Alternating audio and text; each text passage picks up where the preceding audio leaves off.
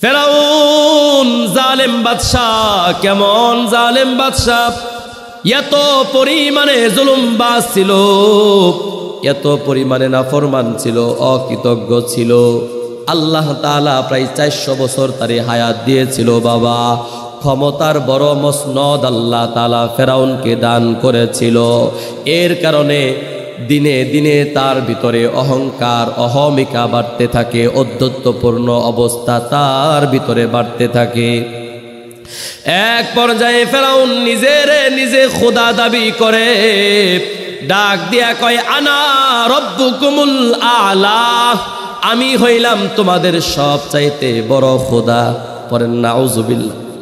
ফেরাউন নাকি সব চাইতে বড় খোদা।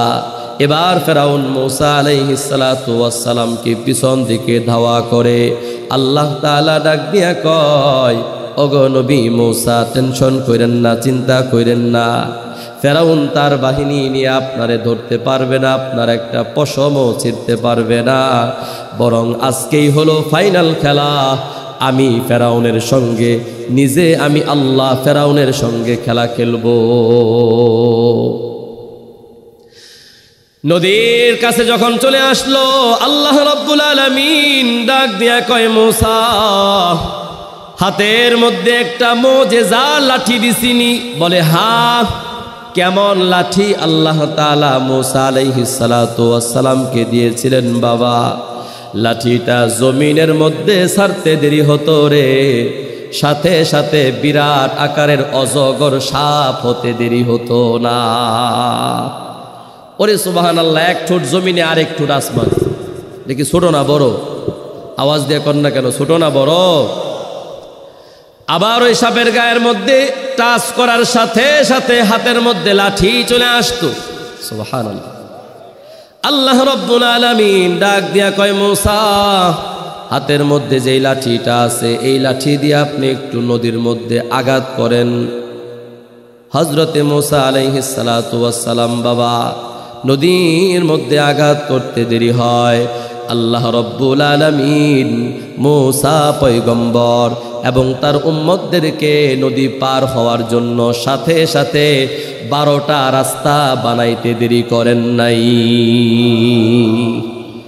মূসা আলাইহিস সালাতু ওয়াস সালাম এবার তার উম্মতদেরকে নিয়ে নদী পার হয়ে চলে যায়। ফেরাউন নদীর পারে আয়েশা কয়, দেখছনি তগো রবের তগো খোদার কি পরিমাণে পাওয়ার। মানে ফেরাউন এটা নিজের পাওয়ার জাহির করতেছে, বুঝেন নাই? কত বড় টাটকা গাঞ্জা খো, ডেট ওভার মাল খাইলে যা হয়, বুঝেন নাই কোথায়?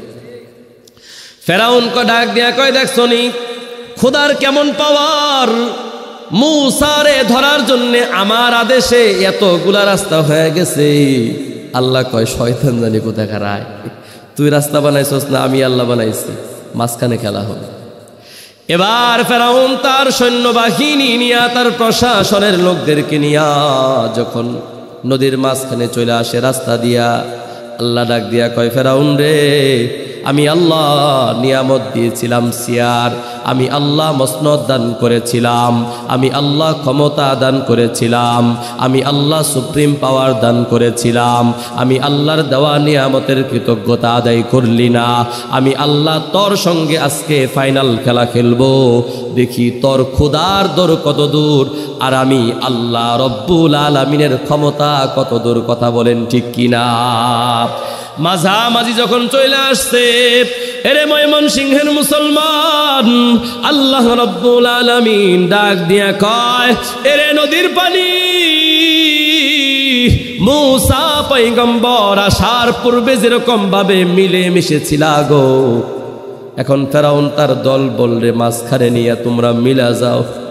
আল্লাহ তাআলার আদেশ করতে দেরি হয়, দুই পাশ থেকে পানিগুলো এসে একে একে 12টা রাস্তা তলায়া দিয়া নদীর পানিগুলো আগের মতো হয়ে যায়। ফেরাউন কত বড় খারাপ, কয় চিন্তা করিস না, ঠিক হয়েছে। কি বলে? কয় চিন্তা করিস না, ঠিক হয়ে যাবে। পরে দেখে না, ঠিক হয় না। পানি বাড়তে বাড়তে সবাই যখন তলায়া ফেলে, এবার ফেরাউন বুঝতে পারছে না না, আমি খোদার কেরামতি আজকে সব শেষ হয়ে যাচ্ছে। এই মুহূর্তে সে ঈমান আনার জন্য চেষ্টা করতেছে বাবা। এখনই সে বলবে আমানতু বিরব্বি মূসা ওয়া হারুন, মূসা এবং হারুন আলাইহিস সালাতু ওয়াস সালামের রবের উপর আমি ঈমান আনতেছি। আল্লাহ তাআলা জিবরিলকে ডাক দিয়া কয়, না রে না জিবরিল, আমি আল্লাহ ফেরাউনরে লম্বা হায়াত দিছিলাম, আমি আল্লাহ ওরে ক্ষমতার চেয়ারের মধ্যে বসাইছিলাম, লম্বা সময় পর্যন্ত হায়াত দান করেছিলাম রে, কিন্তু ও নিয়ামতের শুকরিয়া আদায় করে নাই, আমি আল্লাহর দেওয়া নিয়ামতের কদর করে নাই। না না, ওরে আর এক মুহূর্ত সুযোগ দেওয়া যাবে না। নীল নদের নিচ থেকে মাটি আইনা ওর মুখ বরাবর নিক্ষেপ কর। জিবরিল আলাইহিস সালাতু ওয়াস সালাম এবার নদীর নিচ থেকে মাটি আইনা ফেরাউনের মুখ বরাবর ধপাস করে মেরে দেয়। আর ফেরাউন সাথে সাথে বেঈমান অবস্থায় পানির মধ্যে ডুবে মরে যায়। কথা বলেন ঠিক কিনা? আলহামদুলিল্লাহি নাহমাদুহু ওয়া নাস্তাঈনুহু ওয়া নাস্তাগফিরুহু ওয়া নু'মিনু বিহি ওয়া নাতাওয়াক্কালু আলাইহি ওয়া নাউযু বিল্লাহি মিন শুরুরি আনফুসিনা ওয়া মিন সাইয়্যাতি আমালিনা।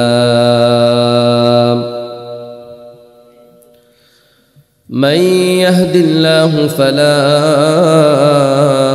مضل له ومن يضلله فلا هادي له ونشهد أن لا إله إلا الله وحده لا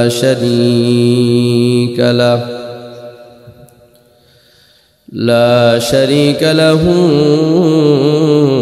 ولا نظير له ولا مثل له ولا مثال له ونشهد أن سيدنا وسندنا وحبيبنا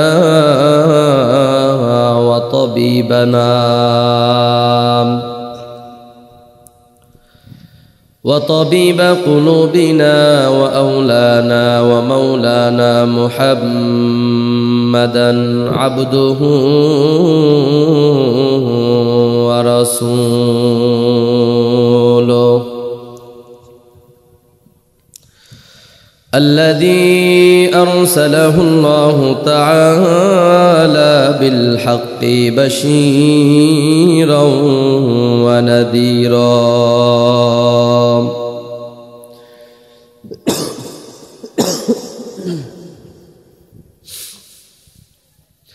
وداعيا إلى الله بإذنه وسراجا وقمرا منيرا.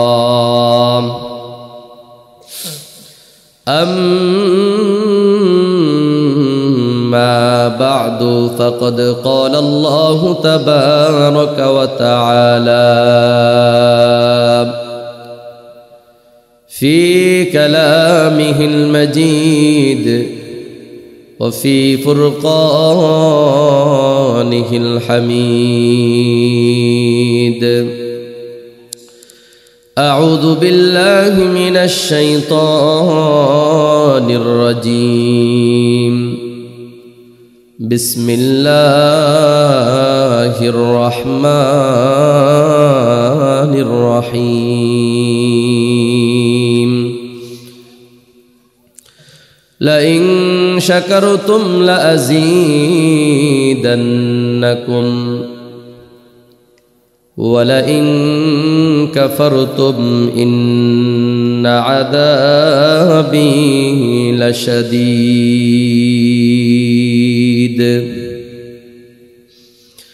بارك الله لنا ولكم في القرآن العظيم ونفعنا وإياكم بالآيات والذكر الحكيم.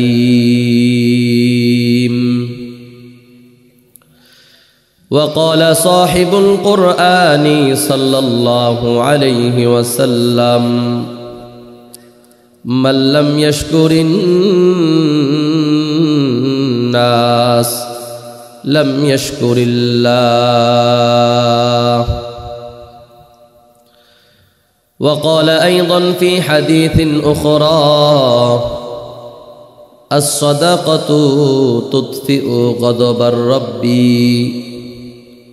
وقال أيضا في حديث أخرى: الصدقة ترد البلاء.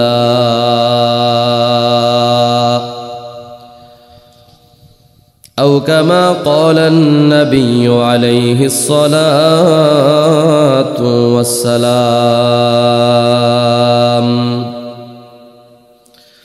وقال تعالى في شان حبيبه ومحبوبه ومعشوقه مخبرا وآمرا: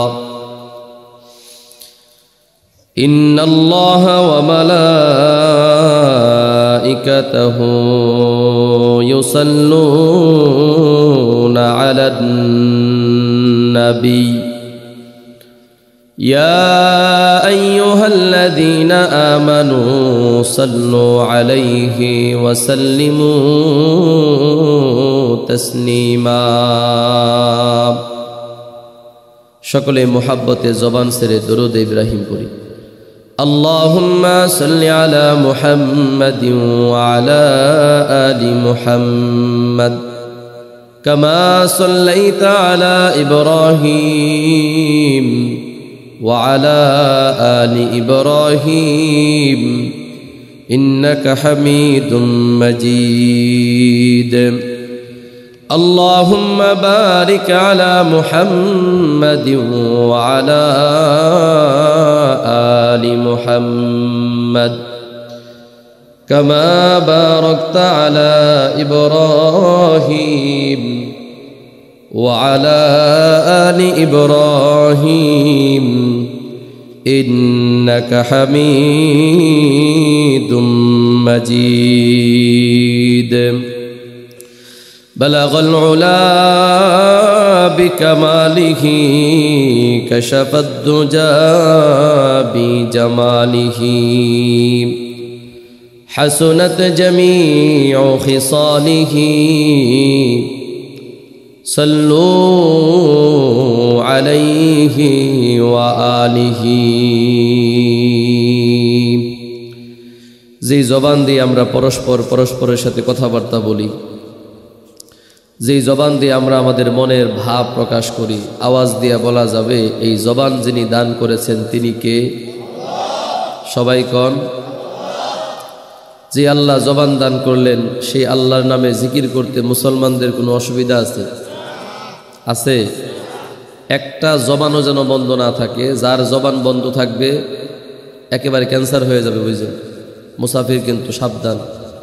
কমপক্ষে প্রথম রাউন্ডের জিকিরটা সবাই জবান ছেড়ে, যুবক বৃদ্ধ পিচ্চি বাচ্চা যা আছেন সবাই একসাথে জবান ছেড়ে জিকির করি। লা ইলাহা ইল্লাল্লাহ, লা ইলাহা ইল্লাল্লাহ, লা ইলাহা,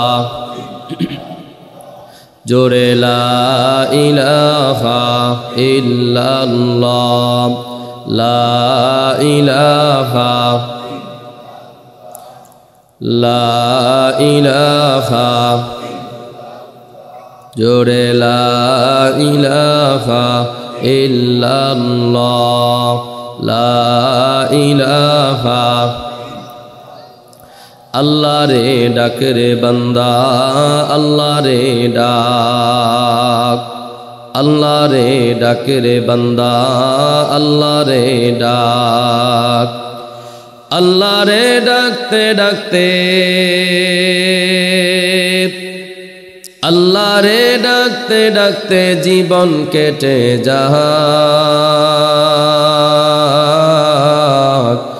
আল্লাহ রে ডাক রে বান্দা আল্লাহ রে ডাক কালেমা লা ইলাহা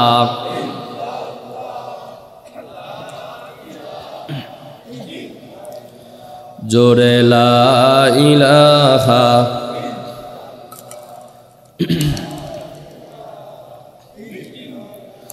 যখন তুমি ছোট্ট ছিলে দাঁত ছিল না মুখে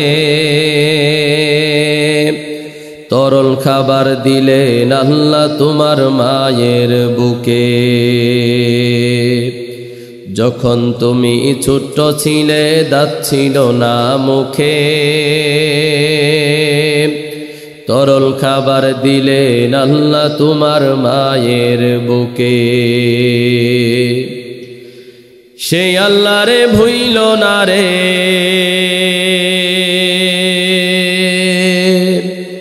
সেই আল্লাহ রে ভুইল না রে জীবন থাকার যাক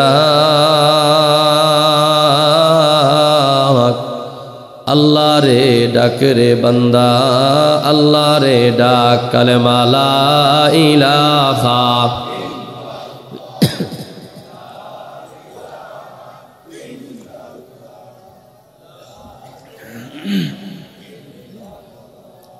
লা ইলাহা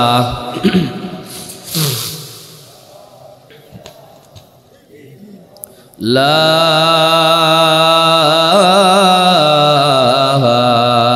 ইলাহা ইল্লাল্লাহু মুহাম্মাদুর রাসূলুল্লাহ সাল্লাল্লাহু আলাইহি ওয়াসাল্লাম মন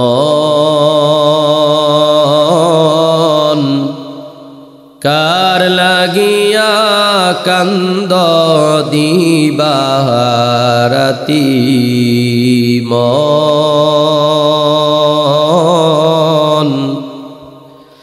কার লাগিয়া কান্দ দিবারাতি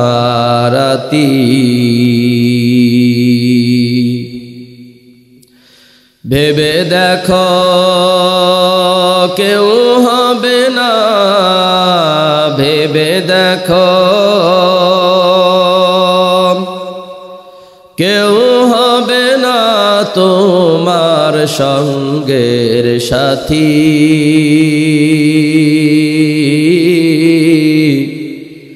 কার লাগিয়া কান্দ দিবারাতি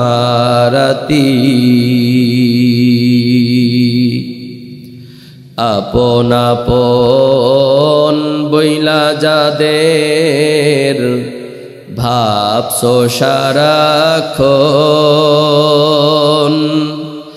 আপন আপন বইলা যাদের ভাবছো সারাক্ষণ আসলে যে কেউ নয় তারা কেউ নয় রে আপন মন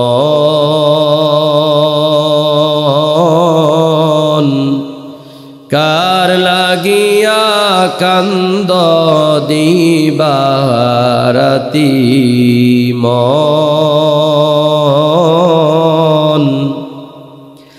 কার লাগিয়া কান্দ দিবারাতি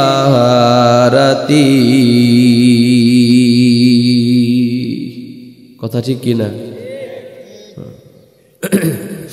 ঐতিহ্যবাহী বাইতুল কোরআন হাফিজিয়া মাদ্রাসা হাফেজ ছাত্রদের দস্তারবন্দি উপলক্ষে আজকের ষষ্ঠ বার্ষিক ইসলামী মহাসম্মেলনের অত্যন্ত শ্রদ্ধাভাজন সম্মানিত সভাপতি, দ্বিতীয় বক্তা, তৃতীয় বক্তা, চতুর্থ বক্তা, মাহফিলের পরিচালক সহকারে মঞ্চে বসে আছেন দেগার হযরত উলামায়ে কেরাম, সামনে বসে আছেন অত্র এলাকা এবং আশপাশ এলাকা থেকে আগত আল্লাহ পাকের আশিকিন, জাকিরিন, শাকিরিন, মুরব্বিয়ান আওয়াম, কলিজার টুকরা যুবক ভাইরা, স্নেহের কচি কাচারা, পর্দার অন্তরাল থেকে শুনছেন অত্যন্ত শ্রদ্ধেয়া সম্মানিতা অবলা সরলা পর্দানিশীন মা ও বোনেরা, আল্লাহ রাব্বুল আলামিনের দরবারে অসংখ্য অগণিত শুকরিয়া জ্ঞাপন করছি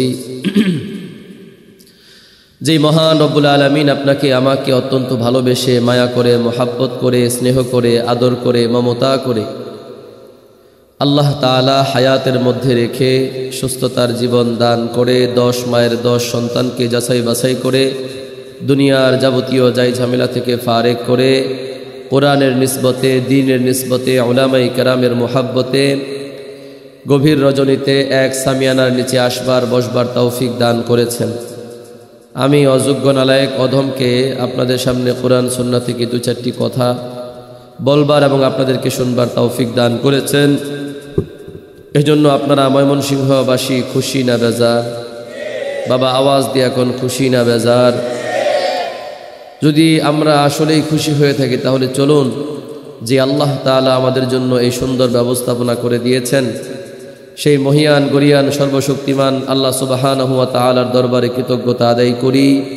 সকলেই অন্তরের অন্তঃস্থল থেকে একসাথে উচ্চকণ্ঠে ঈমানের আওয়াজকে বুলন্দ করে হৃদয়ের সবটুকুন ভালোবাসাকে উজাড় করে দিয়ে গায়ের সবটুকুন শক্তিকে কণ্ঠ বরাবর এনে আকাশ বাতাসকে প্রকম্পিত করে সকলেই সমস্বরে চিৎকার দিয়ে পড়ি আলহামদুলিল্লাহ।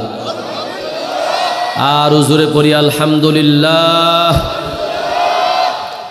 লক্ষ কোটি দরুদ ও সালাম বর্ষিত হোক বিশ্ব সভার সভাপতি, বিশ্ব মানবতার মুক্তির দিশারি, রহমাতুল্লিল আলামিন, সাইয়্যিদুল মুরসালিন, খাতামুন নবিয়্যিন, আকায়ে নামদার, তাজদারে মদিনা, সরকারে দু আলম জনাবে আহমদ মুহাম্মদ মুস্তাফা সাল্লাল্লাহু আলাইহি ওয়াসাল্লামের উপর।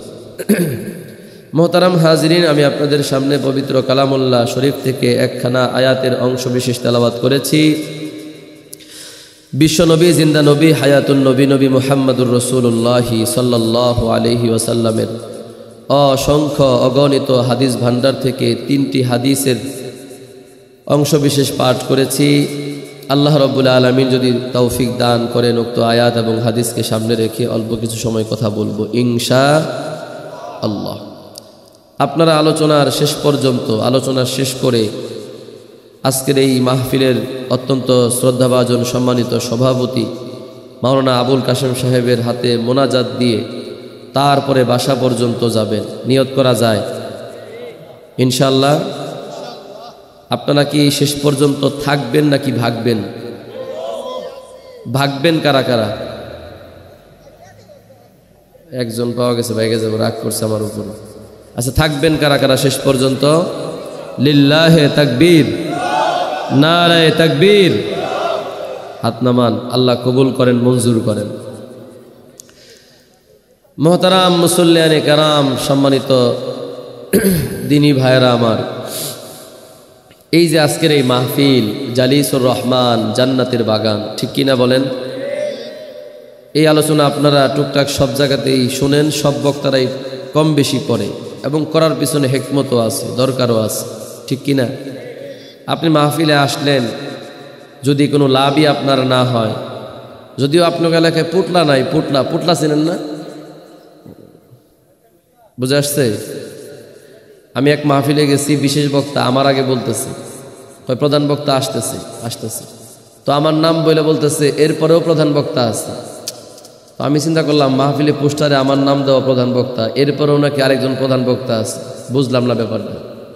পরে উনি বলতেছে, কয় দেখবেন আপনার শেষেও একদম বয়ান যখন শেষ, মোনাজাত দেওয়ার আগ দিয়া মানুষ একেবারে কানায় কানায় ভরপুর হয়ে যাবে। কেন? প্রধান বক্তা আসবে। কোনটা? খিচুড়ির পোটলা। কি খিচুড়ির পোটলা? আচ্ছা, যাই হোক, আল্লাহু আকবার। মুহতারাম হাজিরিন, তাহলে এই যে মাহফিলের প্যান্ডেল, এটা অত্যন্ত দামি এক প্যান্ডেল, ঠিক না? অনেক দামি। এই যতক্ষণ আলোচনা হচ্ছে কোরআন সুন্নাহ থেকে, আমার আগে হুজুর চলে গেছে না, ওই ইসমাইল ইব্রাহিম সাহেব খুবই গুরুত্বপূর্ণ আলোচনা করছে। আরে সুবহানাল্লাহ, অনেক দামি আলোচনা, অনেক দামি আলোচনা, মাশাআল্লাহ। আল্লাহ তাআলা হুজুরের প্রত্যেকটা কথা আমাদেরকে আমল করার তৌফিক দান করেন। সবাই চমৎকার আলোচনা করছেন, মাশাআল্লাহ। আপনাদের এলাকার কৃতি সন্তান মুফতি জাইনুল আবিদিন ভাই, উনিও খুব চমৎকার আলোচনা করেছেন। এরপরে আমাদের মাসুদুর রহমান সুবহানি সাহেব, না, উনিও চমৎকার আলোচনা করেছেন, মাশাআল্লাহ। তো যেই কথা বলছিলাম যে এই মাহফিল, এটা আল্লাহর পক্ষ থেকে অনেক দামি নিয়ামত, ঠিক না? অনেক বড় দামি নিয়ামত, বছরে একবার হয়। যতক্ষণ পর্যন্ত এখানে দ্বীনি আলোচনা হবে, আল্লাহর পক্ষ থেকে অঝরে বৃষ্টির মতো রহমত বরকত নাজিল হতে থাকে। সুবহান। সাকিনার কথা আসছে, ওয়া নাজালাত আলাইহিমুস সাকিনা, বিশেষ এক ধরনের রহমত। মুহাদ্দিসিনে কেরাম বলছেন যে এই বিশেষ রহমতটা কেমন, বলে শীতের দিনে যেরকম সকালবেলা ঘাসের উপরে এক ধরনের শিশির দেখা যায় না, শিশির ভেজা, কুয়াশায় ভেজা ঘাস, এরকম শিশিরের মতো বিন্দু বিন্দু দানা দানা রহমত সকিনা বিশেষ রহমতগুলো আল্লাহ তাআলা তার বান্দাদের উপর বান্দীদের উপর নাজিল করতে থাকেন। সুবহানাল্লাহ। এটা সব জায়গায় হবে না, এই প্যান্ডেলে যারা বসবে, ঠিক কিনা, যারা এই প্যান্ডেলে বসে দ্বীনি আলোচনা শুনবে, মুজাকারা শুনবে, তাদের উপরে আল্লাহ এই রহমত। সুতরাং এটা অনেক বড় দামি নিয়ামত, ঠিক না ভাই? আচ্ছা বলেন তো, নিয়ামত পাওয়ার পরে আল্লাহর দেওয়া নিয়ামতের শুকরিয়া আদায় করার প্রয়োজন আছে না নাই? ধরেন আপনি এই এলাকা থেকে রাত আনুমানিক 12টা-1টা বেজে গেছে, মাহফিল ছাড়া, স্বাভাবিক মানুষ সবাই ঘুমায়া যায় না, 12টা-1টার দিকে আপনার ইমার্জেন্সি প্রয়োজন, আপনাকে ঢাকা যেতে হবে। কোথায় যাওয়া লাগবে? ঢাকা। এখন এখান থেকে কমপক্ষে মেইন রোড তো আপনাকে যেতে হবে, পরে না বাস। দেখলেন যে হঠাৎ করে একটা মোটর সাইকেল কোত্থেকে যেন আসতেছে, আপনাকে বললো যে আসসালামু আলাইকুম। আসসালাম। ভাই কোথায় যাবেন? ভাই আমার তো এক আত্মীয় মারা গেছে, ঢাকা ইমার্জেন্সি যাওয়া লাগবে। ভাই ঠিক আছে, আমার বাইকে ওঠেন, আমি আপনাকে মেইন রোড পর্যন্ত উঠাইয়া দেয়, আমি মেইন রোড পর্যন্ত যাব। আপনাকে পেছনে উঠাইয়া মেইন রোড পর্যন্ত নিয়ে গেল। আচ্ছা বলেন তো, আপনি খুশি হবেন কি হবেন না? আই হায়, মনে রাখবেন না তাকে? সে আপনাকে কি করছে? উপকার পৌঁছায়া দিছে, আপনাকে উপকার পৌঁছায়া দিছে, আপনার উপকার করছে। তাহলে বান্দার পক্ষ থেকে এতটুকু নিয়ামত পাওয়ার পরে আমরা কিন্তু অনেক সময় অনেক কৃতজ্ঞ হই। ভাই আপনার কি দিয়ে আমি ধন্যবাদ দিব, আমার ভাষা নাই। বলি কি বলি না? মাঝে মাঝে বলি, ভাই আপনারে ধন্যবাদ দিয়ে আমি ছোট করতে চাই না, তার মানে আপনি কি পরিমাণ খুশি এবং তার কি পরিমাণে কৃতজ্ঞতা আদায় করতেছেন। বলেন কি? এক কথায়, এর ওপর আর কোনো কথা হয় না। যে ভাই আপনি আমাকে যে উপকারটা করছেন, আমি আপনাকে ধন্যবাদ দিয়ে, থ্যাঙ্কস দিয়ে আমি আপনাকে ছোট করতে চাই না, মানে এই ধন্যবাদ, কোটি কোটি ধন্যবাদ পাওয়ার যোগ্য আপনি এমন কাজ আমার সাথে করছেন, ঠিক কিনা বলেন? আল্লাহর পক্ষ থেকে এই বান্দা যতটুকু নিয়ামত আমাদেরকে দিল, উপকার করলো, এর চাইতে আরো কোটি কোটি লক্ষ লক্ষ কোটি কোটি গুণে বেশি বড় উপকার কি আল্লাহ তাআলা আমাদেরকে পৌঁছান না? সব কিছুই তো আল্লাহ দিছে। ওই লোকটারে তো ওই সময় বিপদের সময় ব্যবস্থা আল্লাহ তাআলাই করে দিছে, ঠিক কিনা বলেন? এই জন্য আল্লাহর নিয়ামত আমরা যখনই পাবো শুকরিয়া আদায় করবো তো ইনশাল্লাহ। শুকরিয়া আদায় করলে লাভ আছে না নাই? আওয়াজ দিয়ে এখন লাভ আছে না নাই? মুসলমান ভাইরা আমার, রব্বুল আলামিন এই জন্য আজ থেকে প্রায় ১৫০০ বছর আগে নবীজি সাল্লাল্লাহু আলাইহি ওয়াসাল্লামের উপর যে কোরআন নাজিল করেছেন, সারা পৃথিবীর মধ্যে সবচাইতে দামি কিতাব হলো আল কোরআন। দামি কিতাবের নাম কি? এই কোরআন আল্লাহ রব্বুল আলামিন আজ থেকে প্রায় ১৫০০ বছর আগে বিশ্ব নবীর উপর নাজিল করেছেন। বাবা, ওই কোরআনের সূরাত ইব্রাহিমের ৭ নম্বর আয়াতে আমার আল্লাহ বড় চমৎকার কইরা দুনিয়ার মানুষদেরকে ডাইকা ডাইকা বলে, লা ইন শাকারতুম লাযিদান্নাকুম। আল্লাহ ডাক দিয়া কয়, লা ইন শাকারতুম, এ দুনিয়ার বান্দা বান্দি, আমি আল্লাহ তাআলা তোমাদেরকে ডেকে ডেকে বলতেছি, রে বান্দা বান্দি শুনো, আমি আল্লাহ তোমাদেরকে হাজারো হাজারো নিয়ামত দিয়েছি। আমি আল্লাহ তোমাদেরকে হাজারো হাজারো নিয়ামতের মধ্যে ডুবিয়ে রেখেছি। বান্দারে, আমি আল্লাহ তোমাদের কাছে বেশি কিছু চাই না। আমি আল্লাহ তোর 2টা ঠোঁটের দিকে তাকায়া থাকি বান্দা। আমি আল্লাহ তোর 2টা ঠোঁটের দিকে তাকায়া থাকি। আমি দেখতে চাই আমার বান্দা কখন আমার নিয়ামতগুলো পাওয়ার পরে আলহামদুলিল্লাহ বলবে। শুকরিয়া আদায় কইরা দুইটা ঠোঁট নাড়াচাড়া কইরা আলহামদুলিল্লাহ বলবে। আমার বান্দার আলহামদুলিল্লাহ বলতে দেরি হবে, আমি আল্লাহ তার নিয়ামত হাজার হাজার কোটি কোটি গুণে বাড়াইতে দেরি করব না। শুকরিয়া আদায় করার প্রয়োজন আছে না নাই? আল্লাহ বলেন লা আযীদান্নাকুম, আরে বান্দা আমি আল্লাহ ওয়াদা দিলাম, আমি আল্লাহ অবশ্যই অবশ্যই তোর নিয়ামতকে বাড়ায় দিব। আমি আল্লাহ দুনিয়ার মানুষদের মতো বরখেলাফ করি না, ওয়াদা দিলে ওয়াদা রক্ষা করি, ঠিক কিনা? আমাদের সমাজের মানুষেরা আছে বাবা, অনেক মানুষ আমরা ওয়াদার বরখেলাফ করি, ওয়াদার বরখেলাফ করি। চাচাই ভাতিজারে টাকা দেয়, ভাতিজা চাচারে টাকা ধার দেয়, নির্ধারিত দিন পার হয়ে যায়, মাস পার হয়ে যায়, বছর পার হয়ে যায়, লম্বা সময় পর্যন্ত পার হয়ে যায়, কিন্তু চাচার ভাতিজারে টাকা দেওয়ার ওয়াদা রক্ষা করে না, ভাতিজা চাচারে টাকা দেওয়ার ওয়াদা রক্ষা করে না।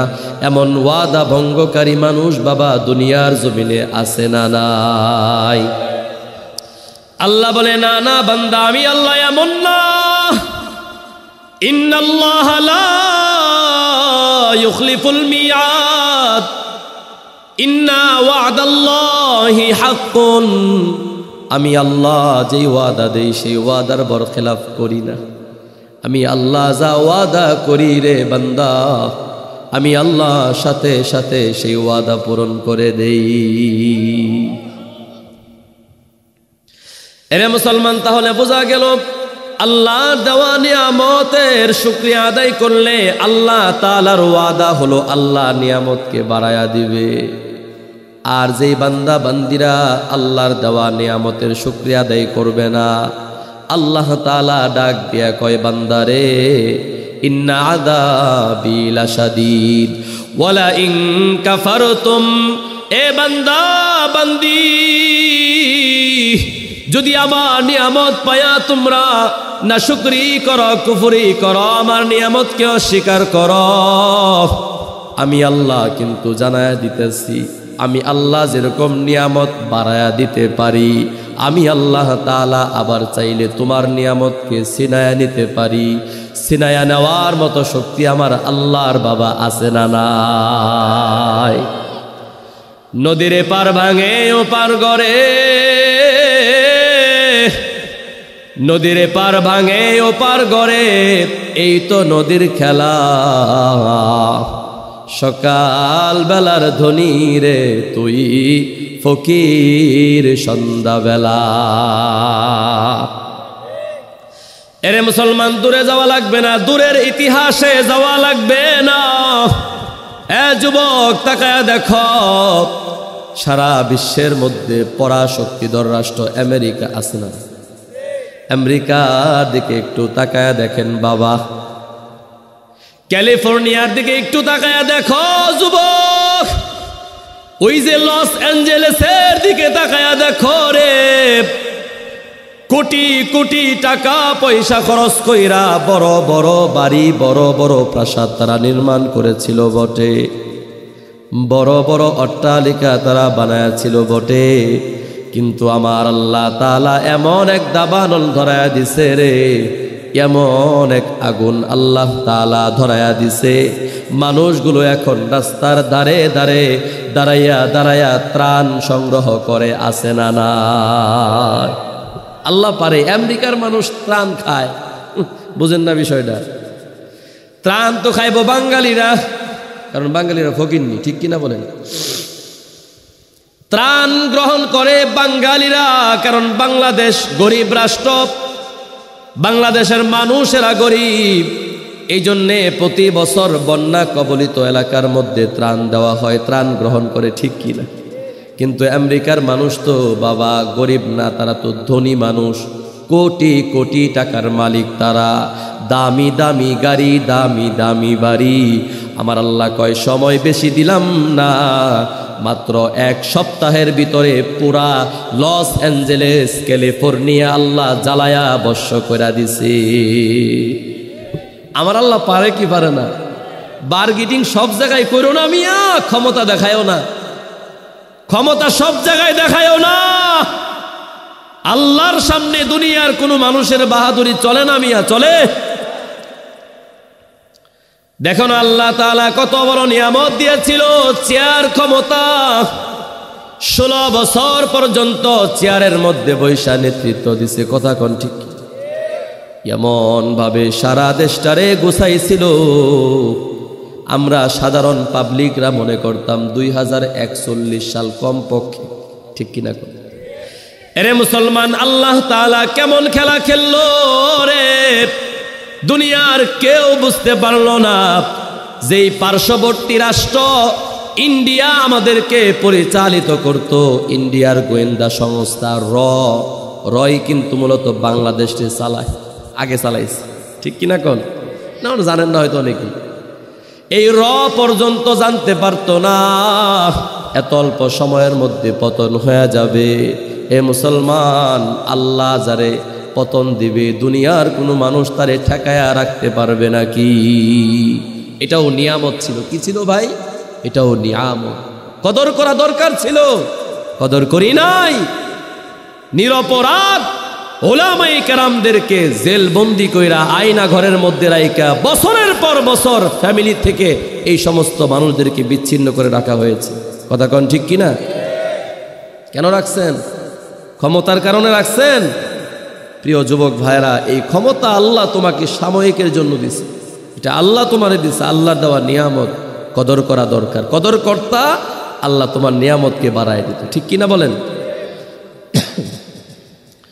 এই জন্য রব্বুল আলামিন ডাক দিয়া কয়, ওয়ালা ইন কাফারতুম, এরে দুনিয়ার জমিনের বান্দা বান্দি, আমি আল্লাহর দেওয়া নিয়ামতের যদি নাশুকরি করো, কুফরি করো, জেনে নাও, জেনে নাও, ইন্না আযাবি লাশাদীদ, ইন্না আযাবি লাশাদীদ, আমার আযাব বড় ভয়ঙ্কর।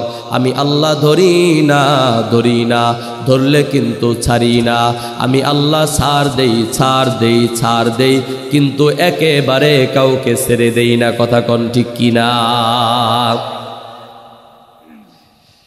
ফেরাউন তার বাহিনী নিয়ে মুসা আলাইহিস সালাতু ওয়াস সালামকে দৌড়ানি দিছে। কি দিছে? ফেরাউন জালেম বাদশাহ, কেমন জালেম বাদশাহ, এত পরিমাণে জুলুমবাজ ছিল, এত পরিমাণে নাফরমান ছিল, অকৃতজ্ঞ ছিল। আল্লাহ তাআলা প্রায় 400 বছর তারে হায়াত দিয়েছিল বাবা। ক্ষমতার বড় মসনদ আল্লাহ তাআলা ফেরাউনকে দান করেছিল। এর কারণে দিনে দিনে তার ভিতরে অহংকার, অহমিকা বাড়তে থাকে, অধ্যত্বপূর্ণ অবস্থা তার ভিতরে বাড়তে থাকে।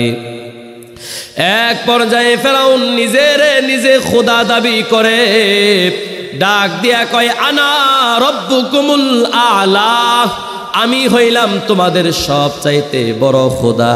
পরেন নাউজুবিল্লাহ। ফেরাউন নাকি সব চাইতে বড় খোদা। এবার ফেরাউন মুসা আলাইহিস সালাতু ওয়াস সালামকে পিছন দিকে ধাওয়া করে।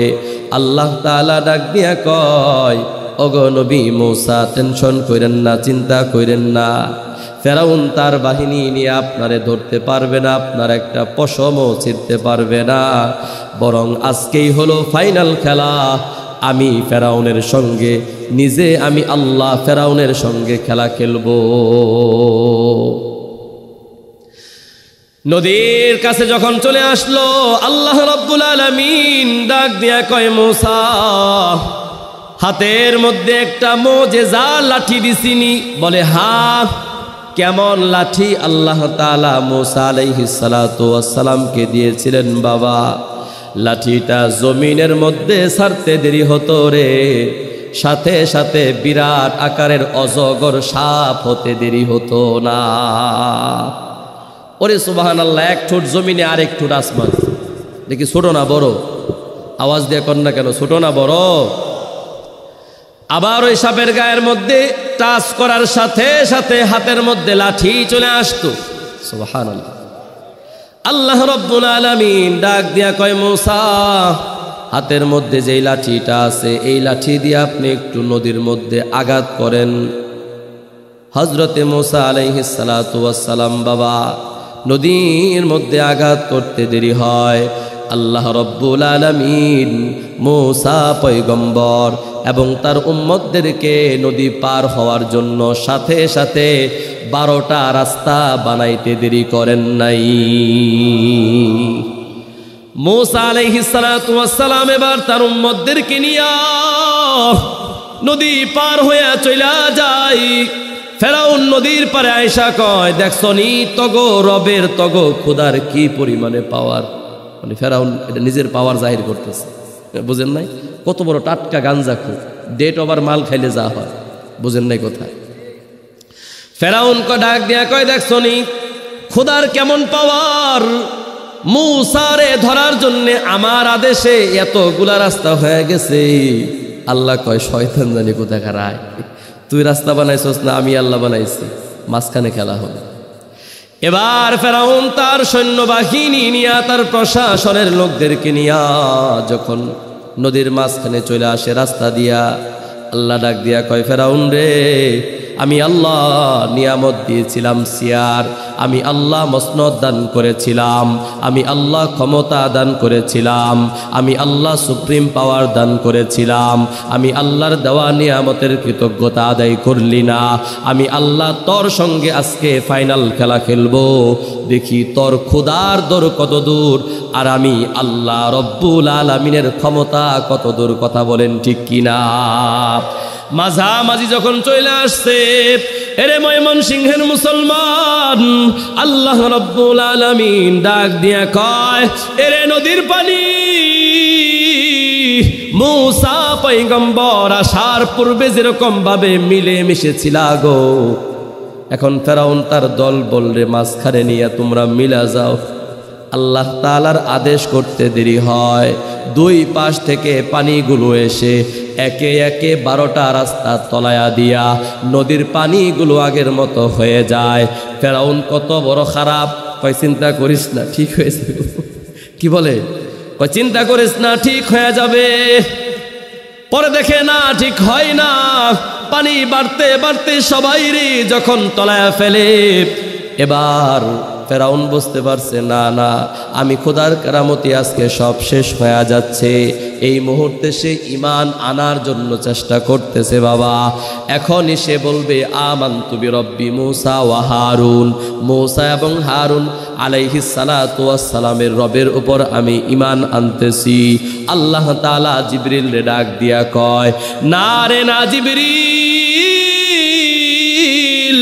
আমি আল্লাহ ফেরাউন রে লম্বা হায়াত দিছিলাম, আমি আল্লাহ ওরে ক্ষমতার চেয়ারের মধ্যে বসাইছিলাম, লম্বা সময় পর্যন্ত হায়াত দান করেছিলাম রে, কিন্তু ও নিয়ামতের শুকরিয়া আদায় করে নাই, আমি আল্লাহর দেওয়া নিয়ামতের কদর করে নাই। না না ওরে আর এক মুহূর্ত সুযোগ দেওয়া যাবে না। নীল নদের নিচ থেকে মাটি আইনা ওর মুখ বরাবর নিক্ষেপ কর।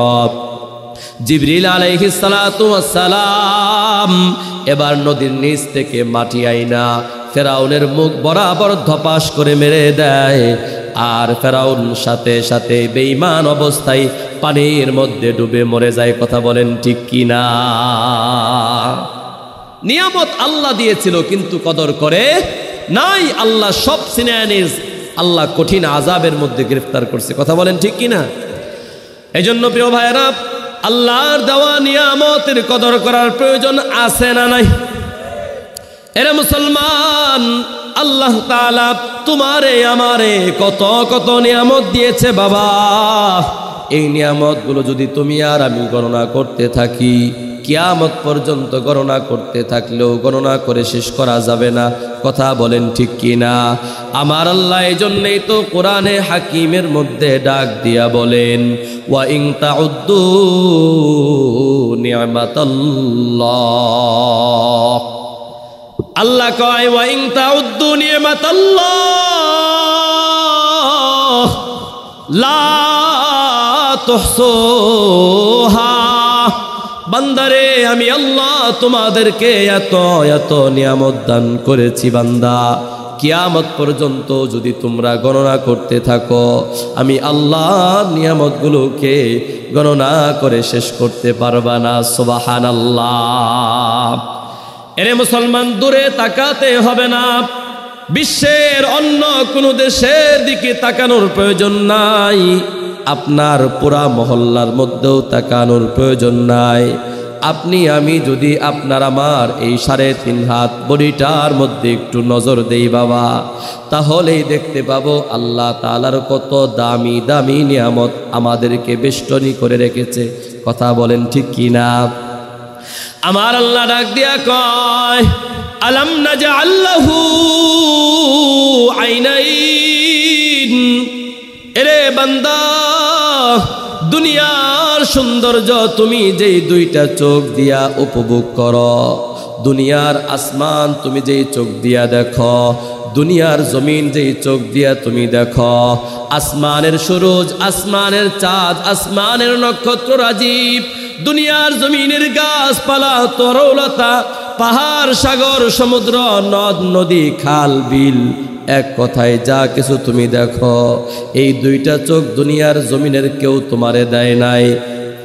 এই 2টা চোখ তোমার আব্বা আম্মা তোমারে দেয় নাই, তোমার এলাকার মেম্বার চেয়ারম্যান সাহেব তোমারে দেয় নাই, তোমার এমপি মন্ত্রী প্রধানমন্ত্রী রাষ্ট্রপতি তোমারে কেউ দেয় নাই, কোনো রাজা দেয় নাই, কোনো বাদশা দেয় নাই। আমাদেরকে 2টা দামি নিয়ামত, চোখ নামক নিয়ামত যিনি দান করেছেন বাবা, আওয়াজ করা বলা যাবে কি তিনি কে?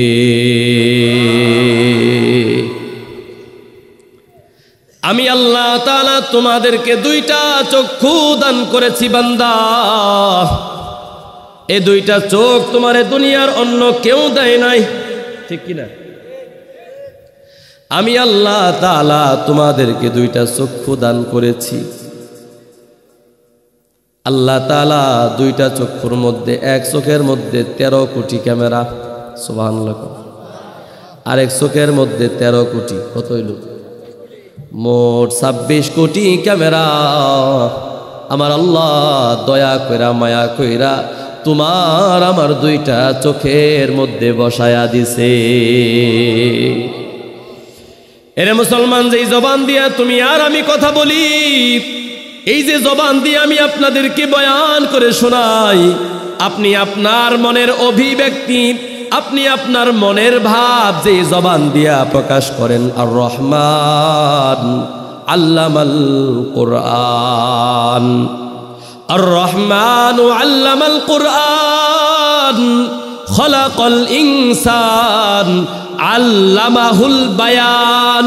আল্লাহ তাআলা আপনারে আমারে মনের ভাব প্রকাশ করার জন্য আল্লাহ তাআলা সেই যোগ্যতা দিয়েছেন, জবান দিয়েছেন। বাবা বলেন তো, এই জবান যিনি দান করেছেন তিনি কে?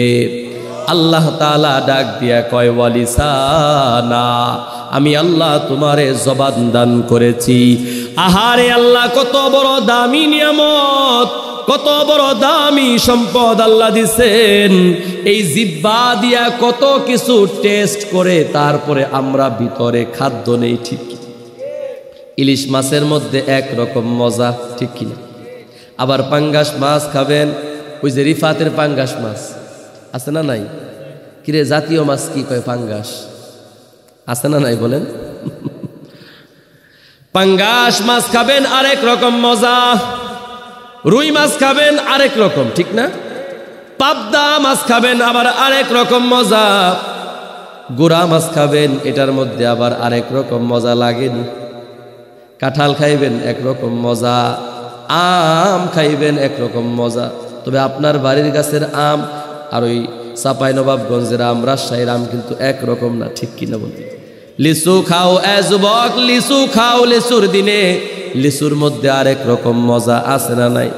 দইয়ের মধ্যে আরেক রকম মজা, মালটার মধ্যে আরেক রকম মজা, মজা তেঁতুলের মধ্যে আরেক রকম মজা, চিনির মধ্যে আরেক রকম মজা।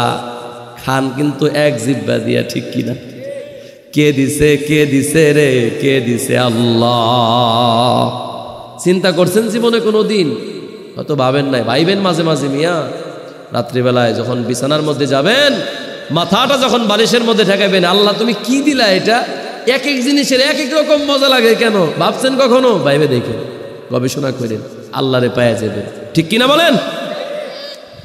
আল্লাহ বলেন ওয়ালিসানা ওয়া শাফাতাইন, বান্দারে আমি আল্লাহ তাআলা জবান নামক নিয়ামত তোমারে দিছি।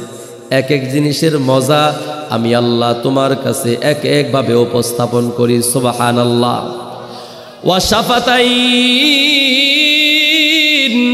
শাফাতুন ওয়াহিদ এক বচন, শাফাতানে শাফাতাইনে দ্বিবচন তাসনিয়া, দুইটা ঠোঁট নামক নিয়ামত আমার আল্লাহ তোমারে আমারে দিছে। কথা বলেন ঠিক কি? এরে মুসলমান, এই দুইটা ঠোঁট না থাকলে তুমি আর আমি তোমার আব্বারে আব্বা বইলা, আম্মারে আম্মা বইলা জিন্দিগিতেও ডাক দিতে পারতা না। দুই ঠোঁট হইতে তিনটা হরফ উচ্চারিত হয়, ওয়াও বা মিম। বলেন ওয়াও বা মিম, এই তিনটা হরফ উচ্চারণ করতে গেলে বাবা দুইটা ঠোঁটের প্রয়োজন হয়। এরে মুসলমান, আব্বাকে ডাক দিতে গেলে বাংলাতে ব, আরবিতে বা। আম্মাকে উম্মুন বলে ডাক দিতে গেলে বাংলাতে ম, আরবিতে মিম ব্যবহারের প্রয়োজন হয় কি হয় না? মুসলমান, এই দুইটা ঠোঁট যদি না থাকতো কিয়ামত কায়েম হয়ে যাইতো। তুমি আর আমি কশ্চিনকালেও আব্বাকে আব্বা বলে, আম্মাকে আম্মা বলে ডাকতে পারতাম না। কথা বলেন ঠিক কিনা? এই যে আমাদের ঘরের ছোট ছোট বাবুরা, ছোট ছোট বাবুরা দোকান থেকে বাসা এরকম ভাবে চাকরি বাকরি শেষ করে যখন বাসার মধ্যে ফিরেন, বাবুর জন্য জুস কিনে আনেন কি আনেন না? জুসের প্যাকেটের মধ্যে ছোট্ট একটা পাইপ থাকে কি থাকে না? ওই পাইপটা বাচ্চা লাগাইয়া সুন্দর করে চুইসা চুইসা তারপরে জুস তার পেটের ভিতরে নেয়। ঠিক কিনা?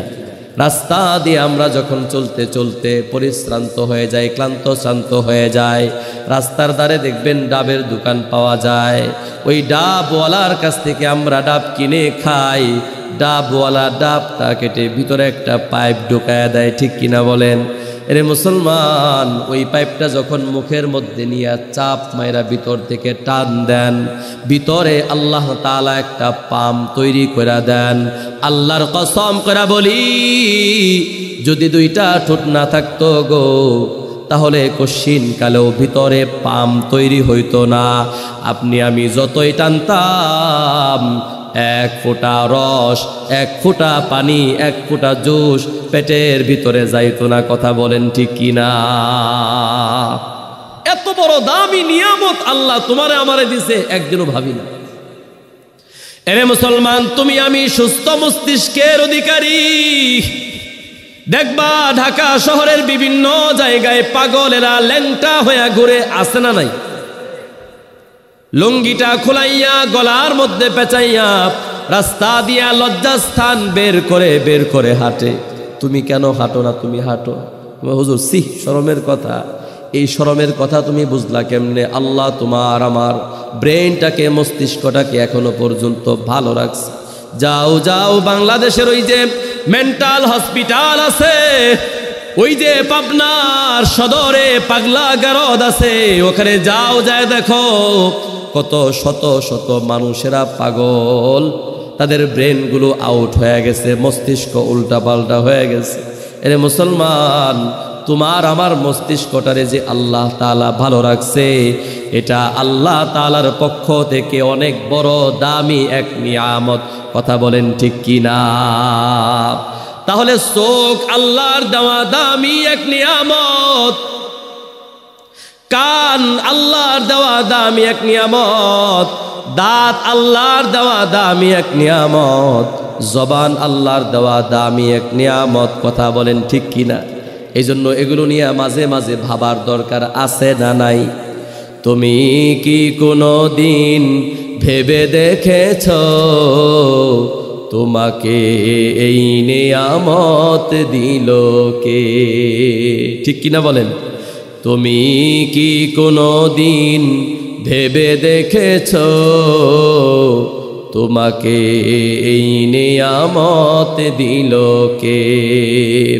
হাত দিল কে? পা দিল কে? চোখ দিল কে? মুখ দিল কে? কর্ণ নাসিকায়ার ত্বক দিল কে? তোমাকে এই নিয়ামত দিল কে?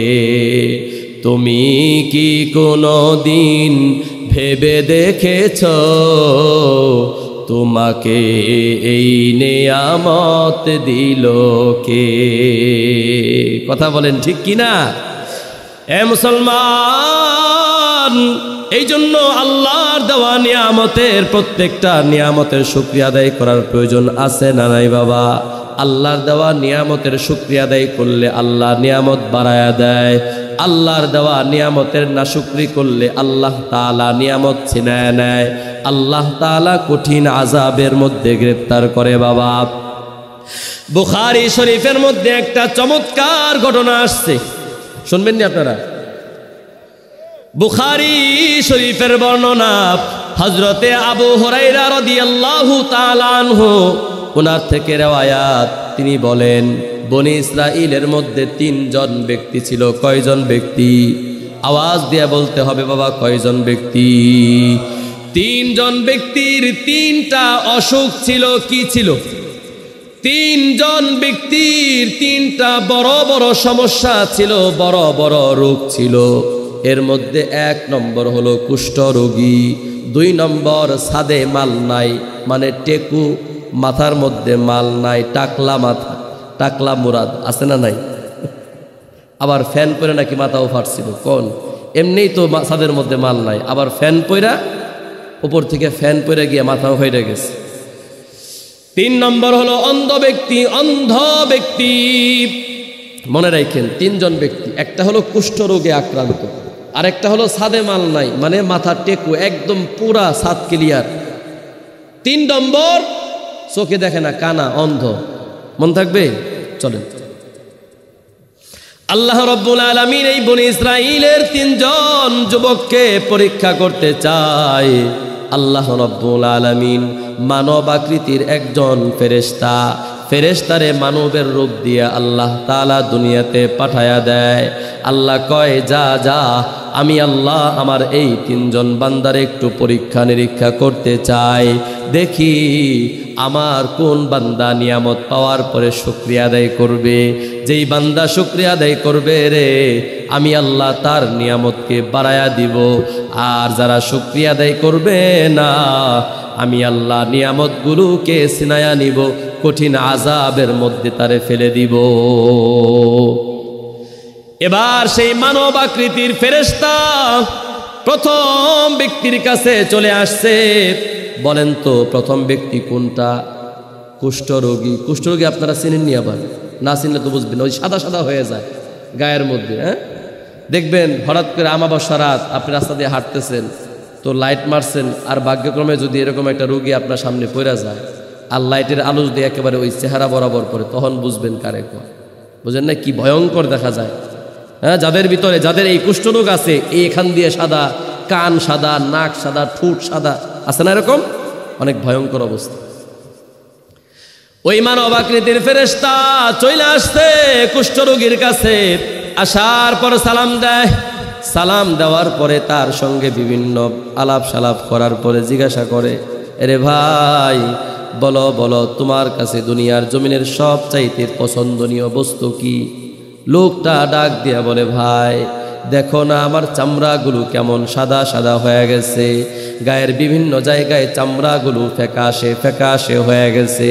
এলাকার যুবকেরা আমাকে নিয়ে ট্রল করে, আমাকে নিয়ে আলোচনা সমালোচনা করে। আমার কাছে সবচাইতে পছন্দনীয় হলো রে, যদি আল্লাহ তাআলা দয়া করে আমার এই রূপটা ভালো করে দিত, এটাই হলো দুনিয়ার জমিনের সবচাইতে আমার পছন্দনীয় বস্তু। এবার সেই মানব আকৃতির ফেরেশতা ওই কুষ্ঠ রোগীর দেহের মধ্যে হাতটা বোলায়া দেয়। রে মুসলমান, হাত বোলায়া দিতে দেরি হয়, সাথে সাথে ওর পুরা দেহের মধ্যে নতুন চামড়া গজাতে দেরি হয় নাই। এবার চামড়া ভালো হয়ে গেছে, সুন্দর। ফেরেশতা আবার জিজ্ঞেস করে, এরে ভাই বলো বলো, দুনিয়ার জমিনে তোমার কোন সম্পদটা, কোন মালটা সবচাইতে প্রিয়? এবার সেই লোকটা ডাক দিয়া বলে, দুনিয়ার জমিনে তো অনেক সম্পদ আছে, আমার কাছে সবচাইতে পছন্দনীয় সম্পদ হলো উট। কি? এবার সেই মানবাকৃতির ফেরেশতা আল্লাহর আদেশে গর্ভবতী একটা উটনি তারে হাদিয়া দেয়, আর তার জন্য দোয়া করে দেয়, আল্লাহ এই লোকটার উটের মধ্যে তুমি বরকত দিও। দোয়া কইরা দিয়া তার কাছ থেকে বিদায় নিয়ে চলে যায় বাবা। এবার চলে গেছে ওই দ্বিতীয় ব্যক্তির কাছে। বলেন তো দ্বিতীয় ব্যক্তির সমস্যাটা কি? মাথার মধ্যে চুল নাই, টাকলা মাথা, সাদে মাল নাই। যাওয়ার পর আগের মতো সালাম কালাম দেয়, আসসালামু আলাইকুম। ওয়ালাইকুম আসসালাম। এ ভাই কেমন আছেন? হাল প্রস্তি করার পর জিগায়, দুনিয়ার জমিনে তোমার কাছে সবচাইতে পছন্দনীয় বস্তু কি?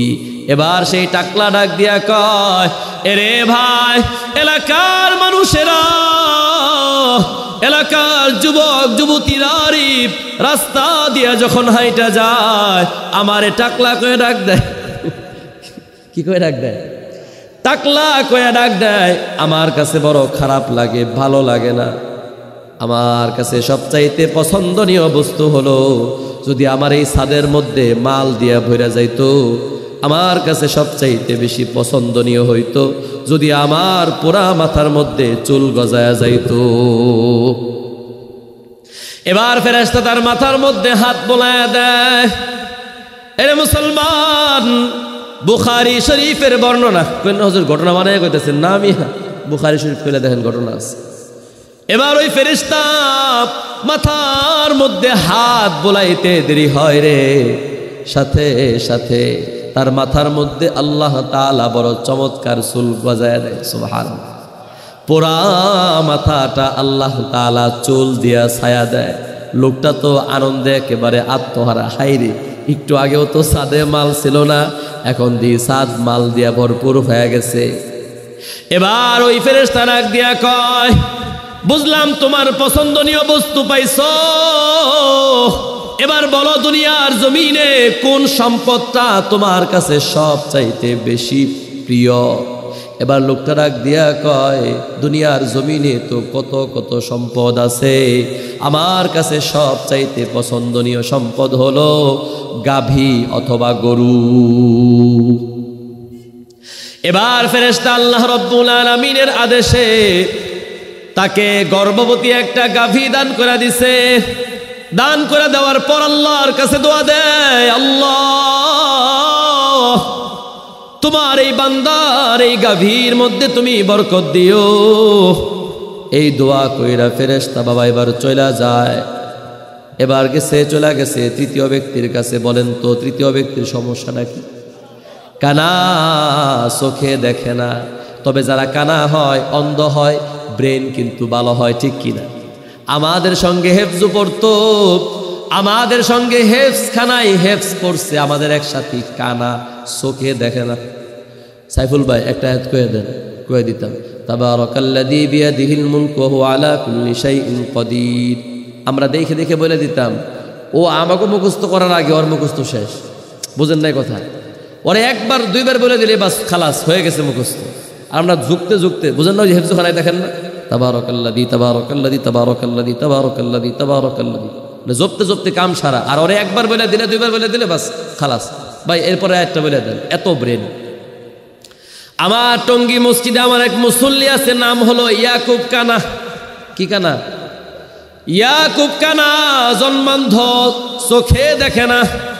আমি একদিন পরীক্ষা করার জন্য ওরে ডাক দিলাম, ইয়াকুব ভাই আসসালামু আলাইকুম। ওয়ালাইকুম আসসালাম। আমার চিনসনি? হুজুর চিনছি। আমুক কেরা? আপনি ইমাম সাহেব হুজুর। আমার কাছে মাশাল্লাহ। আমি ডাক দিছি, কাছে আসো।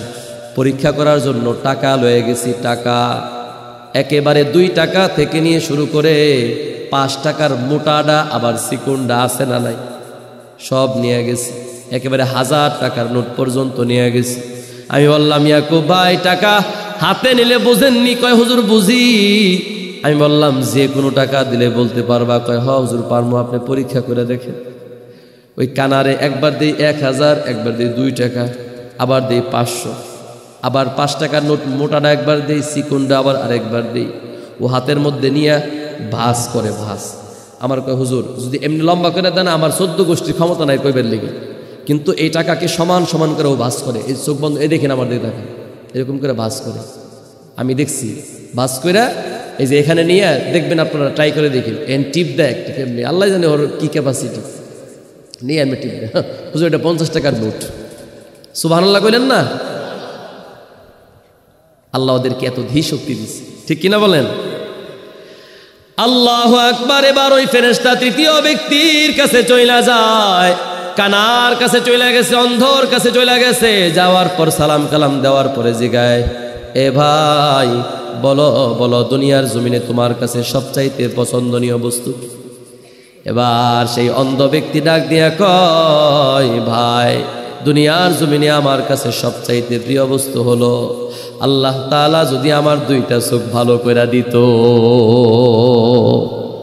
এই যুবক, প্রিয় ভাইরা, আমরা বুঝি না 2টা চোখ নাই, চোখ আছে এই জন্য বুঝি না। যার নাই তারে গিয়ে জিগায়। গত 11ই জানুয়ারি আমার মাহফিল ছিল সিরাজগঞ্জের উল্লাপাড়ায়। ওখানে একটা বক্তা আছে, কানা বক্তা, আমার সঙ্গে বিশেষ বক্তা ছিল, আমি ছিলাম প্রধান বক্তা। নাম হলো অন্ধ হাফেজ মুফাজ্জল সাহেব, সার্চ দিয়ে দেখেন ইউটিউবে। আমি বললাম, যাওয়ার পরে সাক্ষাৎ করলাম, মিয়া ভাই কেমন আছেন? আসি বল। আমি কই ভাই 2টা চক্ষু যে আল্লাহ দেয় নাই, বলেন কেমন লাগে?